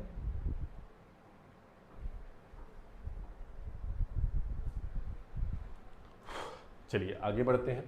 अब आता है, ये इंपॉर्टेंट है भाई, हाँ 42वें संशोधन में सबसे इंपॉर्टेंट है राइट टू प्रॉपर्टी को हम लोगों ने फंडामेंटल राइट से हटा करके लीगल राइट बना दिया था। ये पहले 31A में आता था और 19F में आता था, इन दोनों को हम लोगों ने क्या कर दिया, 300A में डाल दिया, 300A में। अब ये क्या हो गया, लीगल राइट हो गया।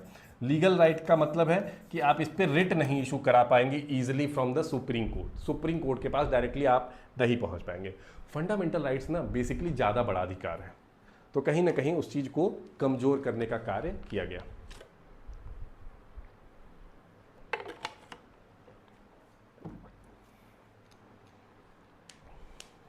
ठीक, आते हैं 52वां 52nd जो कि 1985 में आया, defection to the another party election illegal, मतलब कि चुनाव के बाद किसी अन्य पार्टी में शामिल होना अवैध घोषित किया गया और इसे बोला गया defection law, anti defection law. Anti defection law basically ये बताता है कि आप किसी पार्टी में एमएलए एमपी हैं और आर्टिकल 102 और 181 के तहत, नहीं 181 ऐसी कुछ था के तहत क्या है कि अगर आपने आपको दूसरी पार्टी में आप चले गए, फॉर एग्जांपल मान लीजिए आप अभी सपा में थे, एसपी में थे, यूपी के हैं और बीजेपी जीत गई, तो आपने सोचा कि यार बीजेपी वाले बोले मंत्री बना दूंगा, आ जाओ मेरे पार्टी में, आप चले गए, पार्टी छोड़ दिए, आप पे ऊपर एंटी डिफेक्शन लॉ लगने से आपका पद जो है वो वैकेंट हो जाएगा, डिस्क्वालीफाई हो जाएंगे। तो ये क्योंकि पहले बहुत ज़्यादा खरीद फरोश हो रही थी तो उस चीज़ को बचाने के लिए चीज़ किया गया, लेकिन तरीकाएं ढूंढ लिए जाते हैं। फिर आता है 61वां अमेंडमेंट, ये भी बहुत इंपॉर्टेंट है, कई बार पूछा है। 61वें अमेंडमेंट 1989, मतलब 61st अमेंडमेंट 1989 में क्या किया गया कि जो पहले वोट देने का एज था वो पहले 21 साल हुआ करता था, इसके बाद क्या कर दिया गया, 18 साल कर दिया गया, जो आज भी हम लोग 18 साल को होके वोट देने के लिए एलिजिबल है।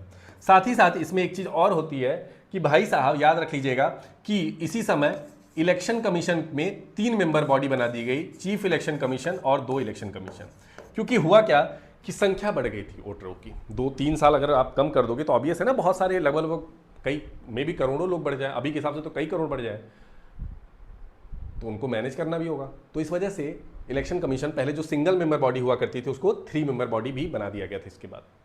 तो बेसिकली जो 61st अमेंडमेंट है वो किससे रिलेटेड है, वो रिलेटेड है आपके एज को कम करने से, किसके लिए, इलेक्शन के लिए।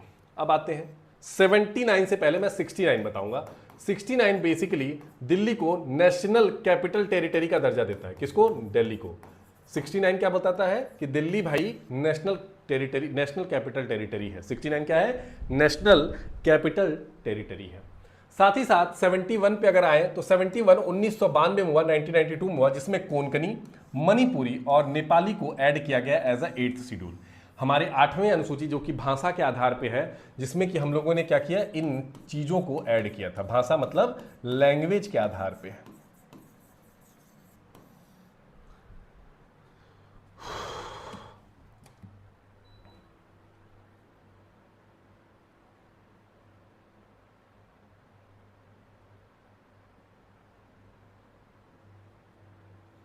ठीक है,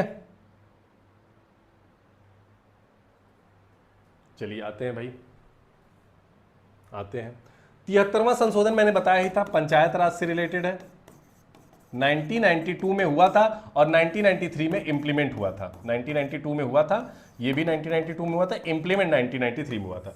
74वां संशोधन क्या है, म्युनिसिपैलिटी से रिलेटेड है, ये भी थोड़ी देर पहले शेड्यूल में भी डिस्कस किए थे, इसके पहले क्लास में भी डिस्कस किए थे, अभी भी किए जा रहे हैं। चलिए आगे चलते हैं। 86, ये इंपॉर्टेंट है। 86 basically fundamental duties, fundamental right और डीपीएसपी तीनों में चेंजेस लाया है। फंडामेंटल राइट्स में 11th ड्यूटी ऐड की गई, फंडामेंटल राइट्स में 21A लाया गया और डीपीएसपी में 45वें में चेंज लाया गया, जिसमें कि फ्री एंड कंपलसरी एजुकेशन की बात की गई, जो कि चिल्ड्रन 14 साल तक के हैं, 6 से 14 साल तक के हैं, और ये 2002 में आया। लेकिन राइट टू एजुकेशन जो है 21A, इसको इंप्लीमेंट होने में 2009 आ गया था, मतलब लागू होते होते थोड़ा समय अधिक लग गया था। बताइए भाई, कोई इशू?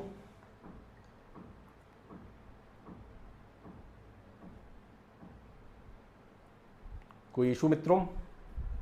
चलिए आते हैं 1992 पे। 1992 2003 में हुआ, जिसमें बोडो, डोंगरी, सांथली और मैथिली को ऐड किया गया as a recognised language. Bodo, Dogri, Santhali, Maithili, याद रख लीजिएगा, ये चारों कई बार पूछ चुका है। होता क्या है, अब देखो एक क्वेश्चन दे देगा, बोलेगा क्या, विच ऑफ द फॉलोइंग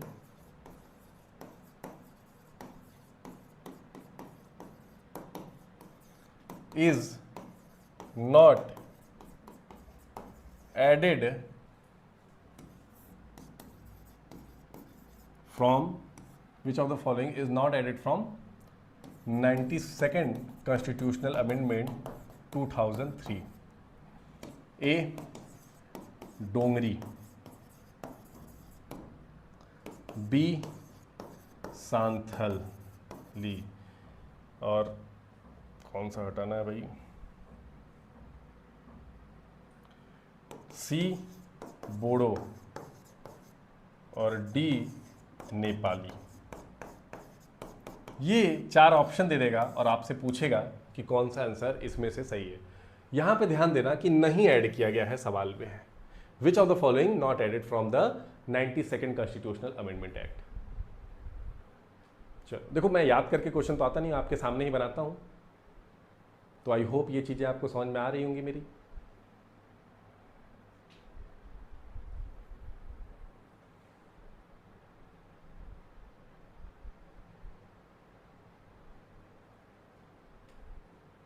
ठीक है, चलिए, आई होप आप लोग बता ही दिए होंगे कि नेपाली, तो नेपाली इसमें नहीं है, बोडो, डोंगरी, मैथिली और सांथाली है।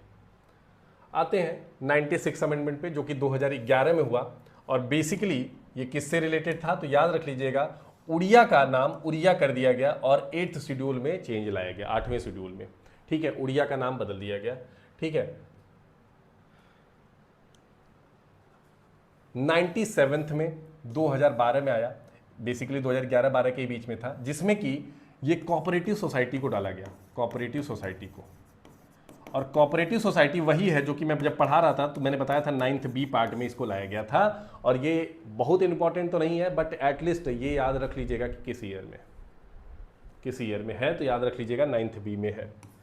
अब आते हैं 101 पे, 2016 में। देखो 99th जो था मैंने बताया है नेशनल जुडिशियल अपॉइंटमेंट कमेटी के तहत था, जो कि इसको क्या कर दिया गया, अनकॉन्स्टिट्यूशनल कर दिया गया, अनकॉन्स्टिट्यूशनल कर दिया गया। 101 2016 में आया, जिसके तहत जीएसटी को इंट्रोड्यूस किया गया, जीएसटी को इसी के तहत इंट्रोड्यूस किया गया। 102, अब थोड़ा सा स्पीड चलते हैं, 2018 में आया, जिसके तहत ओबीसी का नेशनल बैकवर्ड क्लास कमीशन बनाया गया, जो कि आर्टिकल 338 बी में आता है। ये कब आया, तो ये आया 2018 में, और प्यारे मित्र आया कैसे, 99th कॉन्स्टिट्यूशनल अमेंडमेंट से। गुड आफ्टरनून सुब्रजीत, क्या नाम है, सुब्रजीत ही है, हाँ। चलिए अब 103 की बात कर लेते हैं। 103 2019 में आया ईडब्ल्यूएस के लिए, और इसका भी जब मैं डीपीएसपी बता रहा था तो मैंने बताया था कि आर्टिकल 16 में जो अमेंडमेंट हुआ था वो बेसिकली आर्टिकल डीपीएसपी के एक कण की वजह से हुआ था। जब डीपीएसपी की क्लास जो लोग देखे होंगे उनको याद होगा, नहीं देखे तो जाकर रिवीजन करिए। ठीक, अब आ जाते हैं 104 पे, 105 पे और 106 पे। 104 जो कि 2020 में होता है, जिसमें कि देखो SC/ST के लिए जब भीमराव अम्बेडकर साहब ने बनाया था तो उन्होंने बस 10 साल के लिए आरक्षण दी थी, और उन्होंने बोला कि भाई 10 साल में जब ये लोग बराबर पे आ जाएंगे तो ये चीज़ें हटा दी जाएंगी। इसीलिए कहीं और कंट्री में आप आरक्षण नहीं देखोगे इस तरह का रिजर्वेशन। अब हुआ क्या, और ऐसा नहीं है, अगर लगता है कि भाई यहाँ पे जाति और इनके नाम पे, तो देखो फॉरेन में क्या है ना, क्लास है, एडमिनिस्ट्रेटिव क्लास, लेबर क्लास, ऐसे क्लास डिवाइड है, वहां पे भी वही है। तो बेसिकली हुआ क्या कि इस चीज को हर 10 साल पे एक्सटेंड करने की बना दी गई। अब पॉलिटिकली इतना इन्फ्लुएंस चीजें हैं, इलेक्शन में वोट कोई भी नहीं खराब करना चाहता, इस वजह से हर 10 साल में इस चीज को एक्सटेंड कर दिया जाता है। SC ST सीट लोकसभा में जो आती है और असेंबली में, उसको हर 10 साल इंक्रीज किया जाता है, और एंग्लो इंडियन जो रिजर्व सीट थी लोकसभा में, उसको रिमूव कर दिया गया, उसको हटा दिया गया। 105वां जो 2021 में होता है, ये क्या करता है, restore state power and prepare SEBC list. राज्य सरकार को सामाजिक शैक्षिक रूप से पिछड़े वर्ग की सूची तैयार करने का अधिकार दिया गया। अभी करंट अफेयर में मैंने आज ही शायद बताया कि सुप्रीम कोर्ट ने पावर भी दी है शायद, कि मतलब वो भी दिया है, नहीं बताया तो बता दूंगा अगली क्लास में, कि भाई जो भी मतलब राज्य है अब वो सूची तैयार करे SC ST का, ताकि एक आइडिया लग सके, और आरक्षण का फिर से वो कर दिया से DY चंद्रचूड़ साहब ने ये जजमेंट दिया था जब वो थे, तो अब तो भाई वो जा चुके हैं, उनके बाद के जब चीफ जस्टिस भी जा चुके हैं, गवई साहब है। 106 2003 में होता है, जिसमें कि महिलाओं के रिजर्वेशन की बात की गई है लोकसभा और असेंबली में और दिल्ली के लेजिस्लेटिव में, इंक्लूडिंग SC ST सीट पे। जो महिलाओं का रिजर्वेशन सीट है उस पर बात की गई है असेंबली में, कि महिलाओं को भी क्या दिया जाए, आरक्षण दिया जाए, और साथ ही साथ वो महिलाएं SC ST की भी अगर है तो उनको भी SC ST सीट में भी महिलाओं का आरक्षण दिया जाए। फॉर एग्जाम्पल, अगर मान लीजिए किसी राज्य में 90 सीट है, अब 90 में से 30 सीट क्या है, महिलाओं को ही मिलनी चाहिए। फॉर एग्जांपल, अब यहां पे 30 सीट SC ST को मिलेगी, इसमें से 10 सीट वुमेन्स को मिलना चाहिए, वो भी SC ST की वुमेन्स को, तो कैटेगरी में भी रिजर्वेशन होगा। इसे हॉरिजॉन्टल रिजर्वेशन बोलते हैं। एक तो होता है वर्टिकल कि भाई SC ST OBC, एक होता है हॉरिजॉन्टल कि OBC में भी महिलाओं को, SC में भी महिलाओं को, UR में तो ओपन है तो उसमें महिलाओं को है ही।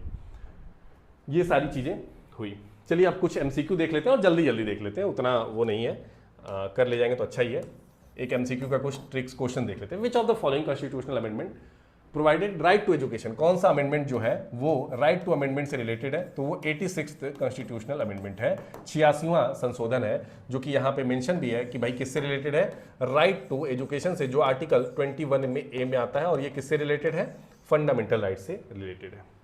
अगला क्वेश्चन है 74th amendment 1992 of Indian constitution is related to, भारतीय संविधान का 74वां संशोधन अधिनियम 1992 से संबंधित है। ये किससे रिलेटेड है, ये म्युनिसिपैलिटी से है, या फिर ये सिटीजनशिप से है, या फिर ये एजेंसी प्रोविजन से, या फिर फंडामेंटल ड्यूटी से है।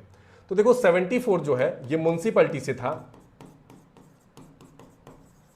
और प्यारे मित्र पंचायत से कौन सा था, तो याद रख लीजिएगा कि 73वां संशोधन। आंसर देते रहिए आप लोग, very good very good, nice. बाकी लोग अभी आंसर दिया करिए यार। हाँ, और जिसको भी कमेंट वाला जो इशू वाला है वो एक्चुअली क्या है, देखो मैं साफ शब्दों में बता देता हूँ कि 3 दिन से ऑफिस बंद थी, चीज़ें बंद थी, मैंने डाल दिया था उनको, लेकिन वो रिजॉल्व नहीं हो पाया था उस दिन। उन्होंने बोला है कि आज तक में सर कोशिश करते हैं, हम लोग कंप्लीट इसको रिजॉल्व कर देंगे। ठीक है, ऑफिस बंद होने की वजह से, गैजेटेड हॉलीडे होने की वजह से ये समस्या आई है। ठीक है, 74th हो गया भाई। चलो, which fundamental rights was deleted by the 44वें संशोधन से कौन से फंडामेंटल राइट्स को हटा दिया गया था। तो देखो ये राइट टू प्रॉपर्टी था जिसको हटा दिया गया था, मैंने थोड़ी देर पहले ही बताया। कौन सा था, राइट टू प्रॉपर्टी। क्लियर है, इस क्वेश्चन का आंसर दीजिए भाई। तब ये तो दिया ही है यार, स्वर्ण सिंह कमेटी जो आया था DPSP 42nd कॉन्स्टिट्यूशनल अमेंडमेंट से आया है। चलो इसका आंसर दो।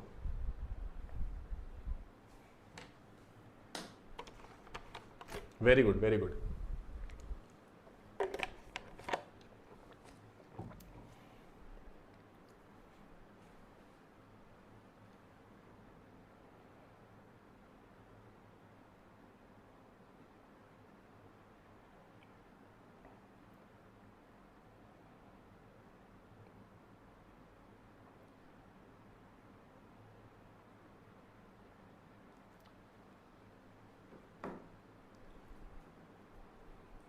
इलेवेंथ ठीक है। 73rd से आपको मैंने बताया 11th शेड्यूल ऐड हुआ था, और 74 से मैंने बताया 12th शेड्यूल ऐड हुआ था। साथ ही साथ 50 सेकंड से याद रख लीजिएगा कि भाई 10th शेड्यूल ऐड आया, और फर्स्ट अमेंडमेंट से याद रख लीजिएगा कि 9th शेड्यूल आया। ठीक, ये सारे शेड्यूल है, ये सारे क्या है, शेड्यूल है। The word socialist and added in the preamble of the constitution of India. जो सोशलिस्ट शब्द है वो प्रियम्बल में किस संशोधन से ऐड हुआ, तो याद रख लीजिएगा 42वें संशोधन से हुआ, 42वें संशोधन से हुआ। क्वेश्चन बाहर चला जा रहा है इसलिए मुझे बताना पड़ रहा है, आंसर नहीं देना पड़ रहा है आप लोग को। In which of the following year was the first amendment act enacted, मतलब किस साल पहला संशोधन हुआ था, तो 1951 में हुआ था, ये भी मैंने बताया। और इसमें जो 9वां शेड्यूल ऐड किया गया था उसमें भी 4 बार बदलाव हुआ था। एक बार तो आपका 1955 में, एक बार 17वें अमेंडमेंट से, एक बार चौथा, 17वां, 29वां और 34वें अमेंडमेंट से इस चीज में बदलाव आया था। ये तो आंसर ही है फंडामेंटल ड्यूटीज वाला, और ऊपर बता ही दिया था मैंने। अब एक आर्टिकल्स का इंपॉर्टेंट बचा है और थोड़ा इमरजेंसी प्रोविजन का बचा है, तो वो दोनों चीजें एक साथ कंप्लीट होंगी। प्लस जैसे पार्ट्स कंप्लीट होगा उस वाली क्लास में, एक क्लास और है पार्ट, आर्टिकल और इमरजेंसी प्रोविजंस। ये 3 चीजें एक साथ कल वाली क्लास में कंप्लीट करके पॉलिटी को एंड कर देंगे। और पॉलिटी आपका देखना काम है। जो लोग अभी रिसेंट एडमिशन लिए हैं डायरेक्टली यहाँ पे मत आइएगा, पूरी क्लास देख के आइएगा, अदरवाइज ये क्लासेस आपको मजा नहीं आएंगी, खुद ही आप बोलोगे सर क्या पढ़ा दिए। हाँ, नई क्लास जब शुरू हो जाएगी, जैसे परसों से अगर हिस्ट्री शुरू हो रही है उसको देखो आप, कल सुबह आर्ट एंड कल्चर हो रहा है उसको देखो, लेकिन जो क्लासेस ऑलरेडी चल रही हैं उसको आप पहले कंप्लीट करो, ठीक है। It's my humble request. So मुझे यहीं पे क्लास एंड करना होगा। 2 क्लासेस आज होनी थी, हो गई हैं। कल भी 9 बजे रहेगा आर्ट एंड कल्चर, और 12 बजे दोपहर में, सुबह 9 बजे आर्ट एंड कल्चर रहेगा। अगर कुछ चेंजेस आएंगे तो मैं बता दूंगा, और 12 बजे दोपहर में पॉलिटी रहेगी। तो मिलते हैं, तब तक के लिए धन्यवाद। जय हिंद, जय भारत। रगड़ के पढ़ना है, तोड़ देना है, सिलेक्शन लेके मानना है।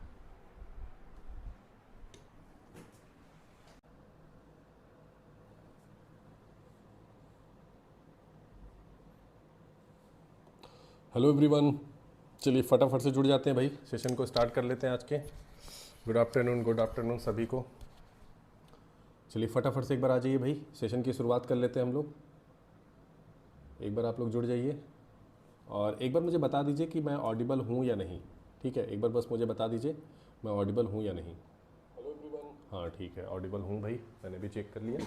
चलिए फटाफट से देखते हैं। आज पॉलिटी एंड हो जाएगा भाई। एक बड़ा लंबा घमासान था आप लोगों के लिए पॉलिटी, और जो कि आज एंड हो जाएगा। और बहुत इंपॉर्टेंट टॉपिक है।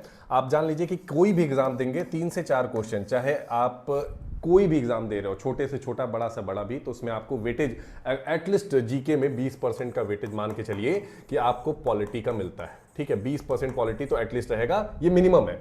30% भी हो सकता है, इसमें कोई गुंजाइश दिक्कत की बात नहीं है, ठीक है। इस तरह से वेटेज रहते हैं और इसीलिए ये बहुत इंपॉर्टेंट है।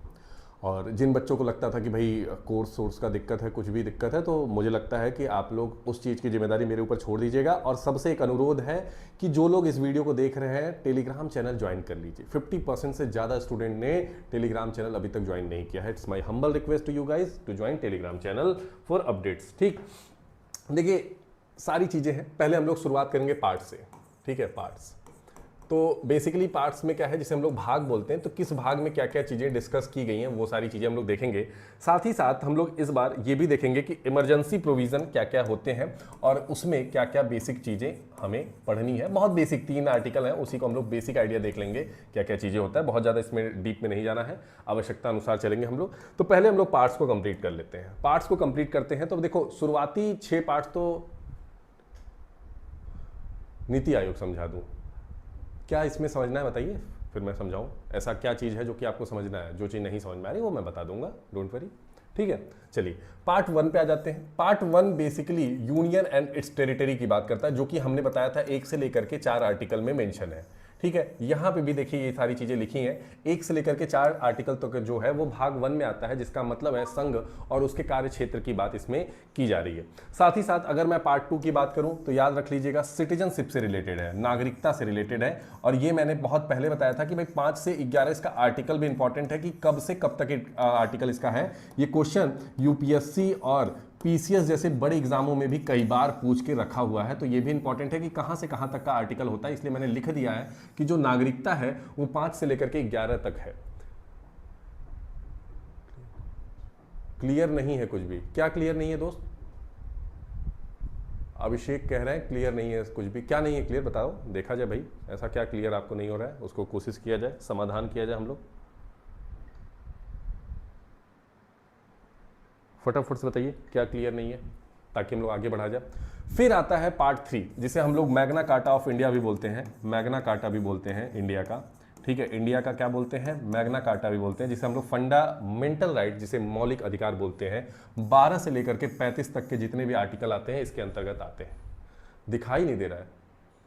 अच्छा, क्या किसी को ऐसा दिक्कत है, दिखाई नहीं दे रहा है, विजिबिलिटी का कुछ इशू है? एक बार मुझे बताइए भाई, एक बार मुझे बताइए, विजिबिलिटी का कुछ इशू है तो मैं इसको चेक करता हूं। मेनू एक्सपोजर, एक सेकंड दीजिएगा भाई, मैं इसको सेट करने की कोशिश कर देता हूं भाई। एक्सपोजर में गए,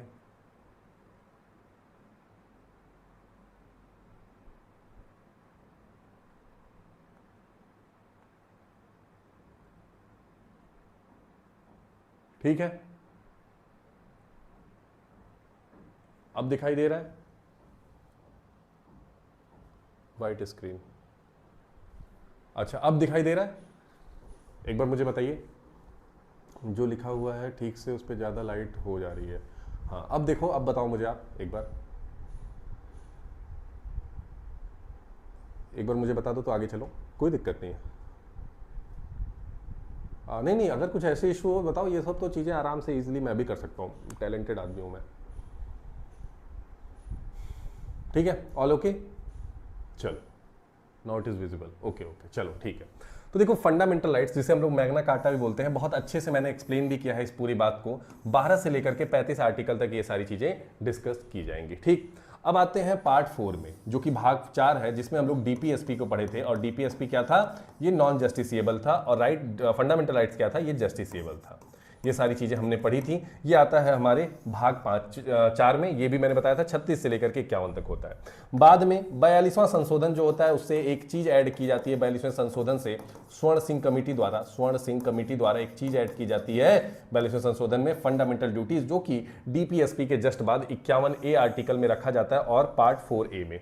ठीक है, अब देखा जाए, जब हमारा संविधान बना था तो टोटल 22 पार्ट थे, और अभी हमारे पास टोटल कितने पार्ट है? 25 पार्ट है। आप बोलोगे सर 25 तो लिखे नहीं आते, जैसे ये 1 एक्स्ट्रा है ना, ये उसी तरह के पार्ट्स में इंक्लूड इसको किया जाएगा, इसको उसी पार्ट्स में इंक्लूड किया जाएगा। पार्ट 5 जो है यूनियन गवर्नमेंट से रिलेटेड है, जिसे हम लोग सेंट्रल गवर्नमेंट बोलते हैं। और सेंट्रल गवर्नमेंट में क्या क्या चीजें आ जाती हैं? तो सेंट्रल गवर्नमेंट में वो सारी चीजें आ जाती हैं प्यारे बच्चों, क्या है भाई? Central government. क्या आता है ये? पार्ट 5 भाग 5। ठीक, अब इसमें क्या क्या आ जाता है? ध्यान दीजिएगा, इसमें आ जाता है आपके राष्ट्रपति महोदय, जिसे हम लोग प्रेसिडेंट बोलते हैं। ठीक, दूसरा क्या आ जाता है राष्ट्रपति महोदय के बाद? तो प्रेसिडेंट के बाद क्या आ जाता है भाई? Vice president. तीसरा आ जाता है PM and council of minister, ये सारी चीजें मैंने पढ़ाई हैं। और चौथा आ जाता है पार्लियामेंट। ठीक है, पार्लियामेंट। पांचवा आ जाता है अटॉर्नी जनरल, एजी जिसे बोलते हैं। छठा आ जाता है सुप्रीम कोर्ट, और सातवां आ जाता है आपका कैग। ये मेजर चीजें हैं जो कि हम लोग पार्ट सेंट्रल गवर्नमेंट में पढ़ते हैं, पार्ट 5 में पढ़ते हैं। ठीक, अब उसके बाद जब हमारा अगला आता है, वो कौन सा आता है भाई?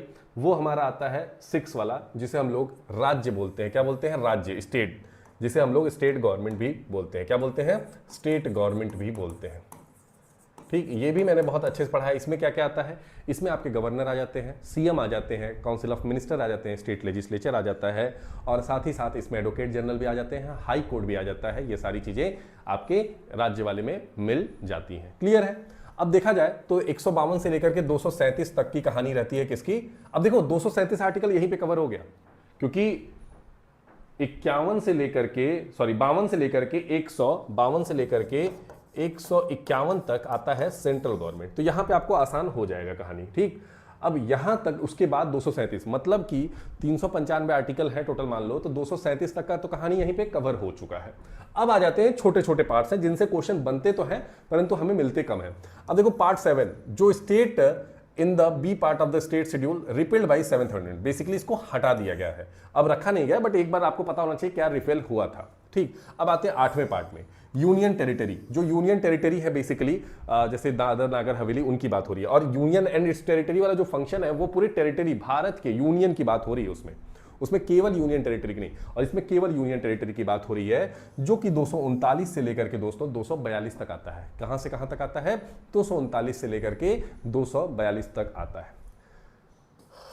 पार्ट 9। अच्छा, एक रिव्यू मुझे पूछना है। देखो, पॉलिटी कंप्लीट हो चुकी है, करंट अफेयर चल रहा है, आर्ट एंड कल्चर चल रहा है, आज पॉलिटी एंड हो रही है, और ये बेसिक चैप्टर है, बहुत ऐसा नहीं है, मेजर चीजें पूरी खत्म हो चुकी हैं। 0.1% का रोल है इसमें। जिन लोगों ने, वही लोग जवाब देंगे जिन लोगों ने पूरी क्लास किया, आज 16th क्लास हो गया आई थिंक, जिन लोगों ने ये 16वें क्लास पे जो डायरेक्टली हैं, मेरा उनसे रिक्वेस्ट है, एक मुझे पर्टिकुलरली सच सच बताना, क्या पूरे पढ़ाई के दौरान आपको ऐसी कुछ ज्यादा दिक्कतें आई, या मतलब मैं ये कहता हूं कि आप मुझे, अगर आपको बताना हो कि भाई 10 में से आप कितना नंबर दोगे कि मैं आपको समझाने में सफल रहा हूं, क्योंकि मेरे लिए बहुत ज्यादा जरूरी है कि आप लोगों में से कितने बच्चे समझ पाए हैं। तो मुझे 10 में से एक चीज बताइएगा, कितने बच्चे मुझे देना चाहते हैं कि भाई मैं आपको समझाने में सफल रहा हूं पॉलिटी की पूरी कहानी को। मैं ना ही करंट अफेयर पूछ रहा हूं, ना ही मैं आपसे आर्ट एंड कल्चर पूछ रहा हूं, बस पॉलिटी बताइए, क्योंकि पॉलिटी आर्ट है। संदीप जी बोल रहे हैं 10, very nice, thank you so much. ठीक है, क्योंकि मेरा बहुत इंपॉर्टेंट है कि आपका समझ पाना, मेरे लिए बहुत इंपॉर्टेंट है कि आपको मैं पूरा कंप्लीट समझा पाऊँ, तो इसलिए मेरे लिए बहुत जरूरी है, मैं बहुत इस चीज के लिए ध्यान देता हूं कि मेरे सारे बच्चे, जितने भी स्टूडेंट हैं, जिन लोगों ने पूरी क्लास की है, उनसे बस रिक्वेस्ट है, सारे लोग ना बोले, ठीक है। एक बार मेरा रिक्वेस्ट इस चीज को ध्यान दीजिए कि भाई किन लोगों के कितने हुए हैं, ठीक है। पंचायत पार्ट 9 में आता है, जो कि 73वें संशोधन के बाद इसको ऐड किया गया था, 73वें संशोधन के बाद इसको ऐड किया गया था, ठीक है। उसके बाद कहानी आती है, पार्ट 9A, ये म्युनिसिपैलिटीज है इसमें, और ये कब आया? 74वें संशोधन से, और शेड्यूल इसमें 12 ऐड हुआ और इसमें शेड्यूल 11 ऐड हुआ है। ये दोनों चीज़ें आसान है। Sir I can solve 90% of question of CDS and FCAT, so okay. ये तो मैं गारंटी बोल ही रहा था आपसे कि अगर आपने सही से पढ़ लिए ना, तो आपको कोई भी एग्जाम हो, इनफैक्ट मैं कोई भी बोलता हूँ तो मतलब कोई भी बोलता हूँ, चीज़ें सॉल्व कर ले जाओगे दोस्त। और ऐसा नहीं है, बहुत सारे बच्चों का मैसेज था कि अरे सर कोर्स कैसे मेरी जिम्मेदारी है यार, मेरे पे छोड़ो ना आप। पार्ट 9B, जो कि आपका 2011 में आया है, 2011 में 97th अमेंडमेंट से आया है, 97th कॉन्स्टिट्यूशनल अमेंडमेंट से आया है, कोऑपरेटिव सोसाइटी, जो कि पार्ट 9B में है। आगे की तरफ बढ़ते हैं, पार्ट 10 में आते हैं, schedule tribe and schedule area, ठीक है, जो कि 244 और 244A में मेंशन है। उसके बाद आता है पार्ट 10 हो गया, पार्ट 11 आता है relation between union and state, राज्य और जो सेंट्रल और स्टेट गवर्नमेंट है उसके बीच के जो रिलेशन, उनकी बात कर रहे हैं। अनूप कह रहे हैं 10 main reason Cripps clear also oriented. बेटा यही तो देखो सबसे बड़ी मेहनत होती है, पता है लोगों को नहीं समझ में आता, इजी सरल चीज सबसे कठिन होती है। Easy is the toughest thing, मतलब आपके लिए आसान कर पाना मेरे लिए सबसे मुश्किल काम होता है, कि मैं उतना ही दूं जितना आपके एग्जाम के ओरिएंटेड हो। और ये सबसे, मतलब भाई देखो मेरे पास मोर देन, मैं आपको दिखाना ही आऊं तो आप देखोगे, ये मैं किताब दिखा रहा हूं, कितनी किताबें ऐसे ऐसे पड़ी हुई हैं, इतनी किताबें यहाँ पे पड़ी हुई पूरी लाइन से, मेरे रूम में बुक ही मिलती हैं, ठीक है, मेरे रूम में आपको बस किताबें मिलेंगी, मैं आपको दिखाने पाऊँ तो। आपको मैं बताऊं, अगर ये किताबें मैं आपको दे दूं, मुझे कितना टाइम लगेगा देने में? 5 मिनट लगेगा। लो भैया PDF बनवा के दे दूंगा, लो। अब सोचो क्या वो आप पढ़ पाओगे? तो सबसे ज्यादा मुश्किल टीचर के लिए होता है कि क्या बेहतरीन चीजें कम चीजों में दे दी जाए। मैंने शायद 25 घंटे ली होंगी, मुझे लगता है पॉलिटी के लिए 24-25 घंटे, 20 से 25 के बीच में होगा पूरा, और उसमें मैंने लगभग सारी चीजें कंप्लीट करा दी हैं, ठीक है। और कुछ लगेगा मुझे तो मैं और इंप्रूव कराऊंगा, आप लोग को वो करा दूंगा लास्ट में, ठीक है। वैसे मुझे नहीं लगता कि मैंने कुछ छोड़ा है। पार्ट 12 आता है finance, property, contract and suit से रिलेटेड, ठीक है, वित्तीय संबंधित चीजों से। पार्ट 13 आता है ट्रेड, कॉमर्स और intercourse with in the territory of India से। पार्ट 14 आता है, ये इंपॉर्टेंट है, यूपीएससी जो है आपका 308 से लेकर के 323 तक का लिया है, service and UPSC union and state का, इसमें 315 से होना चाहिए वैसे तो मेरे हिसाब से, इसमें आया है। पार्ट 14A ट्रिब्यूनल है, जो कि आपके 323A और 323B में आता है। फिर वहीं आता है पार्ट 15 इलेक्शन कमीशन, जो कि 324 से 329A तक आता है, बहुत इंपॉर्टेंट है ये, यहां से भी पूछा जाता है, क्लियर? आगे चलते हैं पार्ट 16 पे, special provision related to certain class. Part 17 official language 343 के आसपास आता है ये, 343। Part 18 emergency provision, emergency provision, इसकी बात हम लोग करेंगे अभी, ठीक है। पार्ट ये इंपॉर्टेंट है। पार्ट 18 जो है आपका वो किससे रिलेटेड है प्यारे बच्चों? Emergency. Part 15 election commission. Part 14 किससे रिलेटेड है? तो याद रख लेना यूपीएससी से रिलेटेड है, तो ये इंपॉर्टेंट है। 14, 15, 18, ठीक है, 14, 15, 18। फिर पार्ट 19 किससे रिलेटेड है? मिसलेनियस है। और पार्ट 19 पार्ट 20 बहुत इंपॉर्टेंट है, 368 आर्टिकल इसमें आता है, जो कि आपके अमेंडमेंट की प्रोसीजर को बताता है, जो मैंने आपको बहुत अच्छे से समझाया था।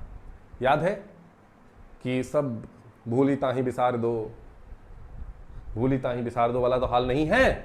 Part 21 temporary, transitional and special provision. Part 22 short title, commerce authority and Hindi और रिपेल, ये सब सारी चीजें हैं। देखो सिंपल सी बात है,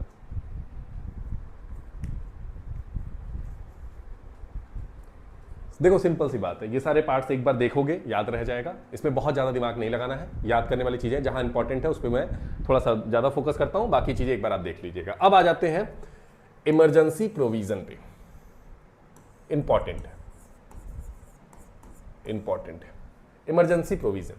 देखो याद करने के लिए बहुत सिंपल ट्रिक है कि 352 से शुरू होता है, +4 करते जाओ तो ये आपको मिल जाएगा। 3 होते हैं मेजर, एक होता है 352 जिसे हम लोग नेशनल इमरजेंसी के नाम से जानते हैं। किस नाम से जानते हैं? नेशनल इमरजेंसी के नाम से भी जानते हैं, ठीक। और दूसरा है 356 जिसे हम लोग प्रेसिडेंट रूल या फिर स्टेट इमरजेंसी के नाम से जानते हैं। प्रेसिडेंट रूल या फिर स्टेट इमरजेंसी मतलब राष्ट्रपति शासन जो राज्यों में लग जाता है उसको बोलते हैं। साथ ही साथ 360 जिसे हम लोग फिनेंशियल इमरजेंसी बोलते हैं, जिसमें कि आपका सैलरी तक आना बंद हो जाएगा। मतलब राष्ट्रपति राष्ट्रपति को छोड़ दो तो किसी की सैलरी, सरकारी आप एम्प्लॉय रहोगे तो सैलरी नहीं आएगी। और ये भारत में सबसे इंपॉर्टेंट पता है क्या है? एक क्वेश्चन मैं यहीं पे आपको क्रिएट करके दे रहा हूं, आप लोग मुझे आंसर बताइएगा। 2 क्वेश्चन क्रिएट करूंगा। How many times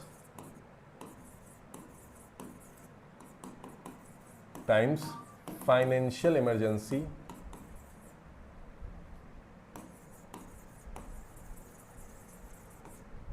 forced in India,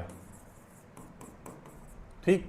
option A है 1, ऑप्शन नहीं 0 शुरू करते हैं ना, 0, ऑप्शन 2 1, ऑप्शन 3 2 और ऑप्शन 4 3, ये है। और एक क्वेश्चन और है, how many times national emergency, any लिख दे रहा हूं, इनफोर्स या फिर फोर्स्ड इन ए कंट्री, ठीक। कितनी बार नेशनल इमरजेंसी लगा है? ऑप्शन ए है 2, ऑप्शन बी है 3, ऑप्शन सी है 4 और ऑप्शन डी है 5। फटाफट से मुझे आंसर दीजिए भाई, फटाफट से आंसर दीजिए।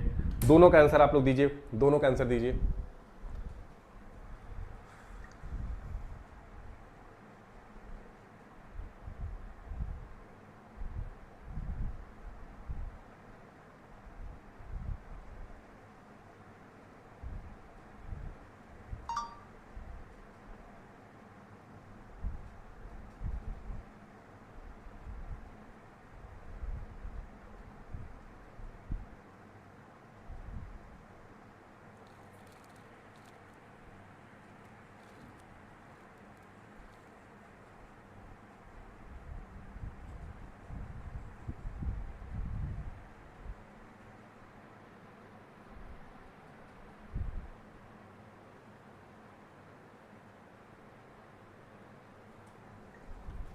क्लियर?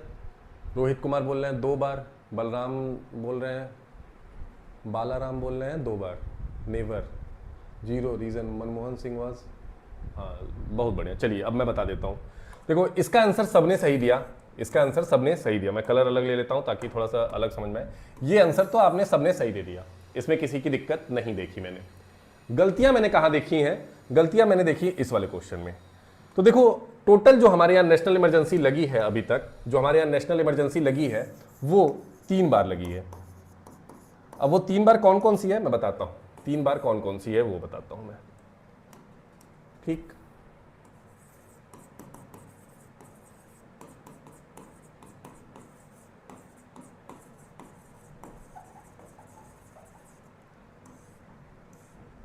ठीक। 1962 के अराउंड इंडो चाइना वार की टाइम लगी है, पहला है। दूसरा है 1971 इंडो पाकिस्तान वॉर, ठीक। फिर तीसरा है 1975, इसके बारे में तो मैंने अच्छे से डिस्कशन भी किया है, संविधान का हत्या दिवस जो मनाया जाता है वो है कब भाई, ये इंटरनल डिस्टरबेंस पे था, ये अलग था, इंटरनल डिस्टरबेंस पे था। 3 बार अब तक नेशनल इमरजेंसी हमारे यहां पूरे देश में लग चुकी है, ठीक है, याद रख लीजिएगा।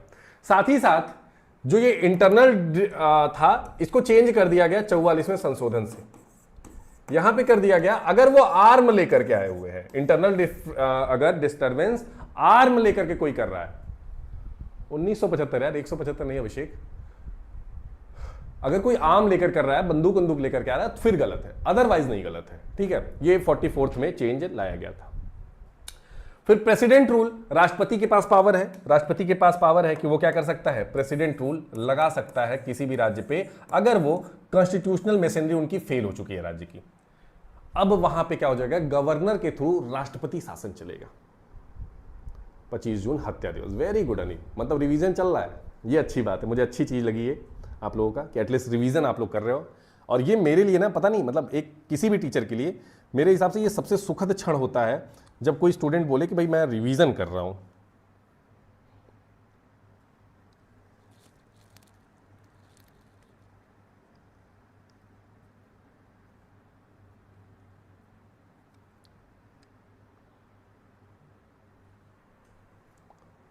ठीक है, अच्छा मिस प्रिंट हो गया, ठीक है, मिस टाइप हो गया होगा। चलिए आगे चलते हैं अगले क्वेश्चन पे। अब आ जाते हैं देखो आर्टिकल्स पे, इंपॉर्टेंट आर्टिकल्स। इसको मैं बहुत इंपॉर्टेंट नहीं मानता हूं, लेकिन बच्चे बहुत इंपॉर्टेंट मानते हैं, लेकिन मैं एक बार बता देता हूं। एक बेसिक ट्रिक है कि कुछ आर्टिकल जो आपने सेंट्रल गवर्नमेंट में पढ़े थे, उसमें आपको केवल 90 प्लस करना है, आपको स्टेट गवर्नमेंट का भी सेम चीज मिल जाएगा। अब देखो कैसे, आर्टिकल फॉर सेंटर, आर्टिकल 112 में क्या मेंशन था, annual financial statement for union, that is called budget mention था। और आर्टिकल 202 में क्या था, annual financial statement for the state, राज्य का बजट। क्या था भाई, राज्य का बजट। याद रहेगा, 90 प्लस करना है। क्या प्लस करना है, 90 प्लस करना है प्यारे बच्चों। साथ ही साथ 113 procedure in the parliament with respect to estimates, article 203। देखो कुछ ना कमिटी और बेसिक आइडिया मुझे देना है आप लोगों को, तो मैं उसको अलग से एक पोस्ट कर दूंगा इसी वीडियो में, और उसको टेलीग्राम पे भी आप लोग को बता दूंगा कि भाई आप लोग देख लीजिए जाके। तो वो अभी कभी भी मैं उसको कर दूंगा, वो मिसलिनियस में मैं एक चैप्टर ऐड करूंगा। मुझे लगता है कि कुछ पॉइंट्स को ऐड करना मुझे लगता है जरूरी है, तो वो मैं कर दूंगा, लेकिन अभी नहीं, ठीक है। मैं जिस दिन जैसे संडे उंडे को मैं फ्री रहा तो मैं उस पर काम करूंगा। अभी आप लोग का पहले हिस्ट्री निपटाते हैं, आर्ट एंड कल्चर हो जाएगा साथ साथ। इस वीक में आर्ट एंड कल्चर आपका खत्म हो जाएगा। देखो एक थोड़ा सा मैं डिस्क्रिप्शन भी दे देता हूँ, ये उनके बच्चों के लिए जो आईबी की प्रिपरेशन कर रहे हैं, खास करके उसके लिए है ये वाला, ठीक है। आईबी के लिए है ये। बेसिकली देखिए, पहले हम लोगों का आर्ट एंड कल्चर कंप्लीट हो जाएगा इस वीक में, पॉलिटी हो जाएगा इस वीक में, ठीक, पॉलिटी हो जाएगा इस वीक में। और तीसरा कौन सा, करंट अफेयर वर्किंग में चल रहा है, तो ये तो अपना चलता रहेगा, इसका तो कोई वही नहीं है। फिर उसके बाद हमारा चौथा टॉपिक कौन सा मेजर चलेगा, वो हिस्ट्री चलेगी। हिस्ट्री मान लो आपकी 15 क्लास तो एटलीस्ट हिस्ट्री में हम लोग लेंगे ही, मिनिमम 15 से 16 क्लास, थोड़ा ज़्यादा करके लेंगे, कोशिश करेंगे। फिर दूसरा बड़ा सब्जेक्ट है ज्योग्राफी, ये लाइन से चलता रहेगा, और इसी के साथ हम लोग स्टैटिक जीके भी शुरू कर देंगे। हिस्ट्री खत्म होते होते स्टैटिक जीके खत्म हो जाएगा, और ज्योग्राफी के साथ हम लोग साइंस और इन्वायरमेंट साइंस और माफ कीजिएगा इकोनॉमिक्स को खत्म कर देंगे, ठीक। इस तरह से हमारी घटना चलेगी। तो अब इतना मान लीजिए कि आप ये मान के चलिए कि 27-28 तक तकरीबन आपका कंप्लीट होगा क्या, हिस्ट्री। और उसके बाद मान लीजिए 30-31 तक हम लोग शुरू कर देंगे, 30-31 के आसपास हम लोग शुरू कर देंगे किसको, ज्योग्राफी को। और ज्योग्राफी ये चीजें चलेंगी आपकी 10 से 12 सितंबर तक, 10 से 12 मतलब 14-15 क्लासेस इसमें भी, और इसमें भी 15-16 क्लासेस मान के चलिए। तो ये 30 क्लास, और इधर भी वही 7 से 8 क्लास स्टैटिक जीके में लेंगे। और साइंस थोड़ा छोटा लेंगे, क्योंकि साइंस उस तरह के इसमें आता नहीं है। हाँ, साइंस अगर कोई बच्चा जो ईपीएफ और इन सब चीजों में रिलेटेड है तो उनके लिए अलग से कराई जाएगी, डोंट वरी, ठीक। चलिए तो यहां पे कहानी थी। फिर आर्टिकल 114 क्या कहता है, अप्रोप्रिएट बिल की बात करता है, और आर्टिकल 204 राज्य में अप्रोप्रिएट बिल की बात करता है। वहीं article 115 supplementary and additional excess grant की बात करता है, और यहां पे 205 में। फिर 116, 206, लेकिन यहां पे इंपॉर्टेंट ये वाला आर्टिकल है 117 में, special provision for financial bill. Money bill होता है जैसे, उसी तरह फाइनेंशियल बिल भी तो अलग है एक। यहां पे 90 प्लस करोगे 207 में आ जाएगा, special provision for financial bill in the state legislature. यहां पे क्या है, parliament. Article 118 rules and procedure, article 119, 208, ये सब देख लो, ये सारे आर्टिकल पढ़ाए हैं। Sir what about MCQ session? MCQ session आज मैं इन्फॉर्म कर दूंगा टेलीग्राम पे आप लोगों को। देखते हैं, कोशिश है मेरी 7 बजे तक अगर हो पाए तो, और अगर हो पाए तो रिकॉर्डेड सेशन भी चला जाएगा, ठीक है। एमसीक्यू सेशन कौन सा कह रहे हो आप, करंट अफेयर वाला ना? चलिए अब आते हैं आर्टिकल 120 पे, language to be used in parliament. कौन सी लैंग्वेज, भाषा यूज होगी पार्लियामेंट में, 120 में मेंशन है, और 210 में किस पे मेंशन है, स्टेट लेजिस्लेचर में। 121 restriction on discussion in parliament, क्या क्या चीजें रिस्ट्रिक्शन है पार्लियामेंट में, 211 राज्य में, ठीक है। 90 बस प्लस हो रहा है, देख लो 90 वाला है ये आर्टिकल, ठीक। 122, 212 कोर्ट में, 123 power of president to promulgate ordinance ला सकते हैं प्रेसिडेंट, वैसी तरह गवर्नर को पावर दी गई है, ठीक है। एकदम सिमिलर चीजें चल रही है। 124 में establishment of supreme court, establishment of high court for the state, 124, 214, एकदम क्लियर चल रही है चीजें, एकदम क्लियर। किसी भी बच्चे को मुझे नहीं लगता 90 में दिक्कत आ रही होगी। अब आते हैं यहां पे एक ट्रिक है, बस बेसिक ट्रिक है कि आपको 89 ऐड करना है। एक बार बस एक वाला पढ़ लोगे, सेंट्रल गवर्नमेंट वाला, स्टेट गवर्नमेंट का काम हो जाएगा, घुमा नहीं पाएगा कोई आपको, ठीक। और ये इन क्लासेस को तो मैं बहुत इंपॉर्टेंट मानता भी नहीं, सही बता रहा हूं। इंपॉर्टेंट आर्टिकल ना, ये बच्चों की डिमांड है, मैं जेन्युइन बता रहा हूं। पार्ट्स इंपॉर्टेंट था।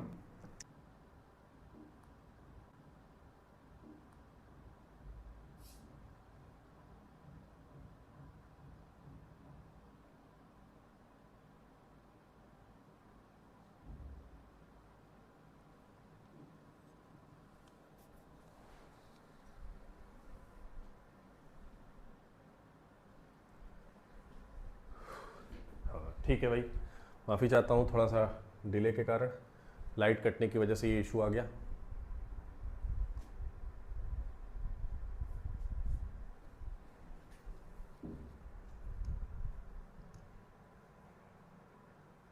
ठीक है,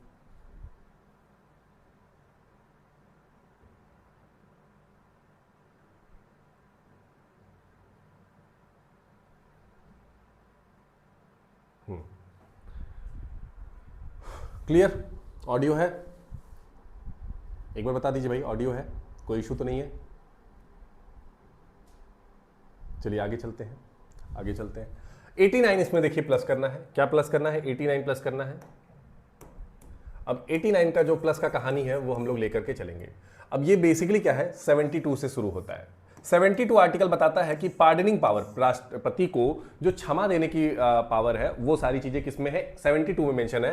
और प्लस 89 बस आप प्लस करेंगे, 161 में यही पावर गवर्नर को दे दी गई है, power of governor to grant pardon, ठीक।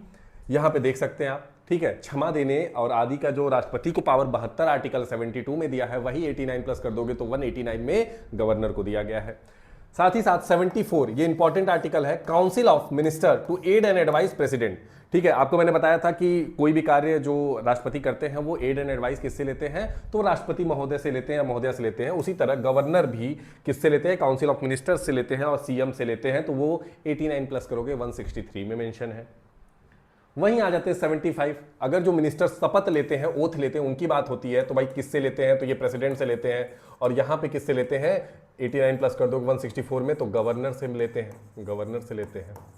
साथ ही साथ आर्टिकल 76 अटॉर्नी जनरल से रिलेटेड है, एजी से रिलेटेड है, जो हमारे यहाँ के सबसे बड़े महान्यायवादी, सबसे बड़े लॉ ऑफिसर होते हैं इंडिया के।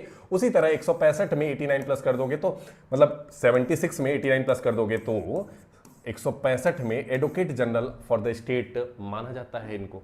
वहीं अगर बात करते हैं आर्टिकल 77 में, conduct of business of the government of India, मतलब जो सारी चीजें, जो भी सरकार की कार्य प्रवृत्ति होती हैं, वो किसके नाम पे ली जाती हैं, तो वो प्यारे मित्र ली जाती हैं सेंट्रल गवर्नमेंट में प्रेसिडेंट के नाम पे, राज्य गवर्नमेंट में गवर्नर के नाम पे। क्लियर? तो वही यहाँ पे मेंशन है कि 77 में यहाँ है, 166 में, ये इंपॉर्टेंट आर्टिकल है, आता है क्वेश्चन। ये सारे इंपॉर्टेंट है, इसलिए मैं इसका सबका बता रहा हूँ। 77 में क्या है, duty of prime minister with respect to furnishing information with the president. राष्ट्रपति प्रधानमंत्री की ड्यूटी होती है कि वो क्या करे, वो सारे इंफॉर्मेशन को राष्ट्रपति को बताए, आर्टिकल 78 मेंशन है। उसी तरह सीएम का भी ड्यूटी होता है कि वो क्या करे, आर्टिकल 160 के हिसाब से वो जाकर के गवर्नर को पूरी इंफॉर्मेशन प्रोवाइड कराए। किसको? गवर्नर को पूरी इंफॉर्मेशन प्रोवाइड कराए। आर्टिकल 79 किससे रिलेटेड है? Constitution of parliament, constitution of parliament की पार्लियामेंट होना चाहिए। वहीं 89 प्लस कर दीजिए तो 168 में मेंशन है कि स्टेट लेजिस्लेचर होना चाहिए। आर्टिकल 85 बताता है कि session of parliament prorogation and dissolution होना चाहिए। 89 प्लस कर दीजिए। 174 में भी यही सारी चीजें आपको मेंशन मिल जाएंगी राज्य के लिए।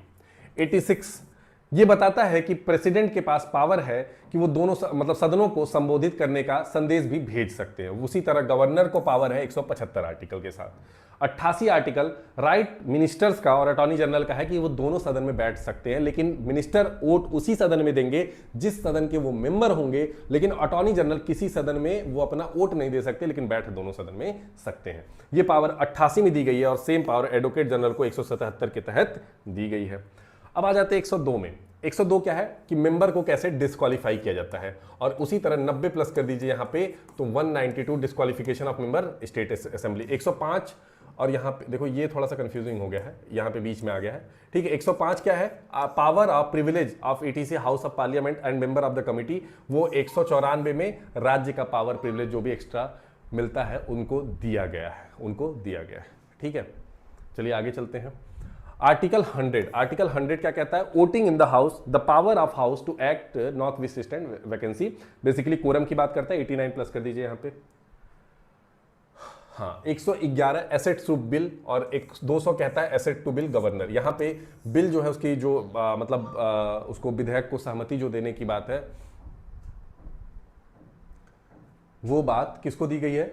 वो बात किसको दी गई है? आर्टिकल 111 में दिया गया है, ठीक है। वो आर्टिकल 111 में दिया गया है, इधर गवर्नर के लिए आर्टिकल 200 में दिया गया। 110 बहुत important, definition of money bill. 199 money bill definition state legislature में।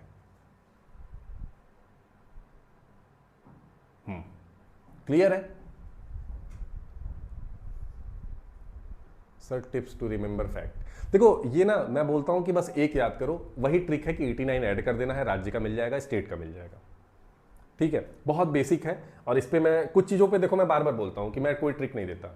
अब एक जगह पे देखो सारे लिखे हैं कहां पे कौन कौन से आर्टिकल हैं, जो कि मैंने पहले इंपॉर्टेंट आर्टिकल्स हैं, एक बार इसको देख लेना, यहां से क्वेश्चन आते ही है।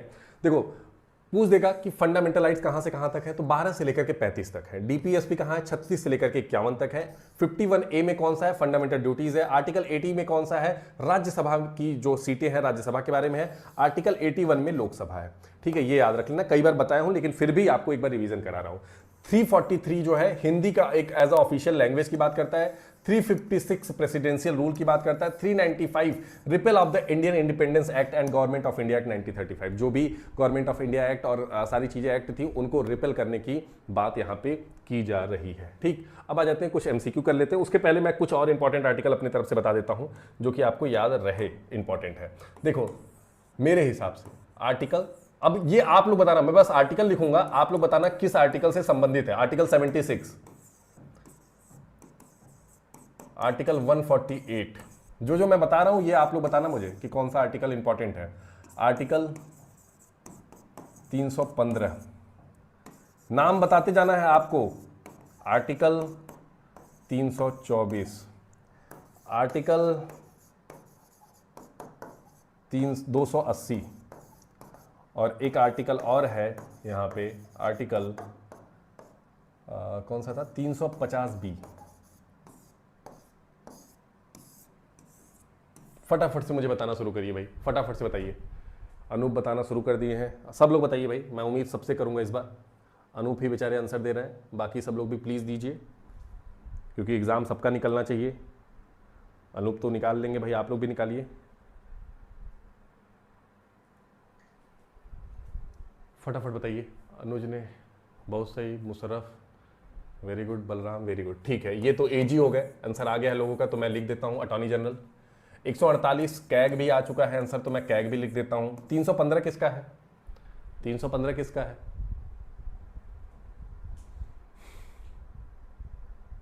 आईपीसी नहीं, आर्टिकल पूछ रहा हूं। यूपीएससी है। आर्टिकल 324 इलेक्शन कमीशन है।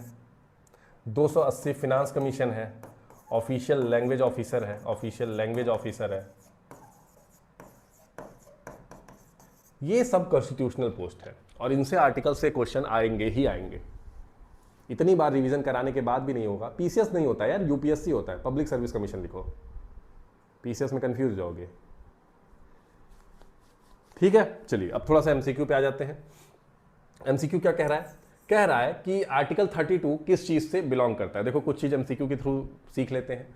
तो अनुच्छेद 32 बेसिकली आपको पार्ट 3 में आता है। किस में आता है? पार्ट 3 में। अभी हम लोगों ने पढ़ा था। पार्ट 3 में और क्या आता है? 12 से लेकर के 35 तक के आर्टिकल्स आते हैं। इसको हम लोग क्या बोलते हैं? मैग्ना कार्टा भी बोलते हैं।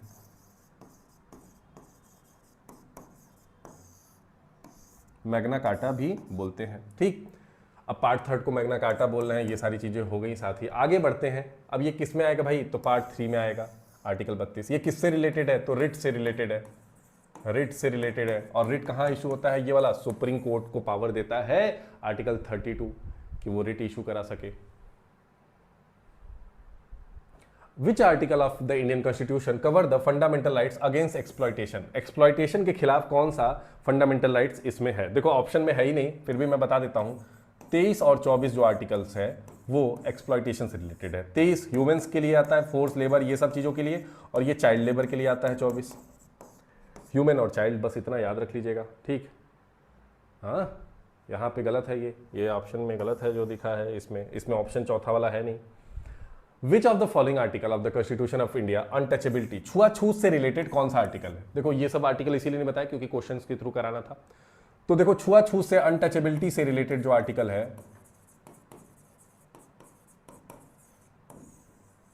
अनटचेबिलिटी से जो रिलेटेड आर्टिकल है वो कौन सा है? आर्टिकल 17। आर्टिकल 17।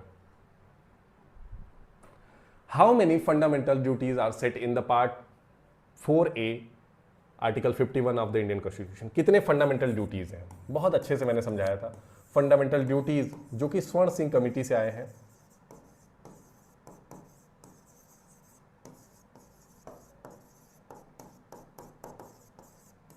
ठीक, 42वें संशोधन से आए हैं, 42nd कॉन्स्टिट्यूशनल अमेंडमेंट से। आर्टिकल 51A और पार्ट 4A में इसको जगह दी गई, और पहले शुरुआत में 10 थे, बाद में 86th अमेंडमेंट से एक और ऐड हुआ, और अभी टोटल कितने हैं? 11।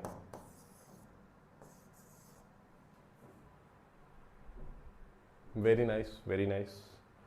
सुमनजीत थोड़ा सा कंफ्यूज हो गए, उन्होंने ओवरऑल बता दिया, मतलब पहला वाला बता दिया जब हुआ था। Article of the Indian constitution of India define UCC, किस आर्टिकल में यूसीसी मेंशन है?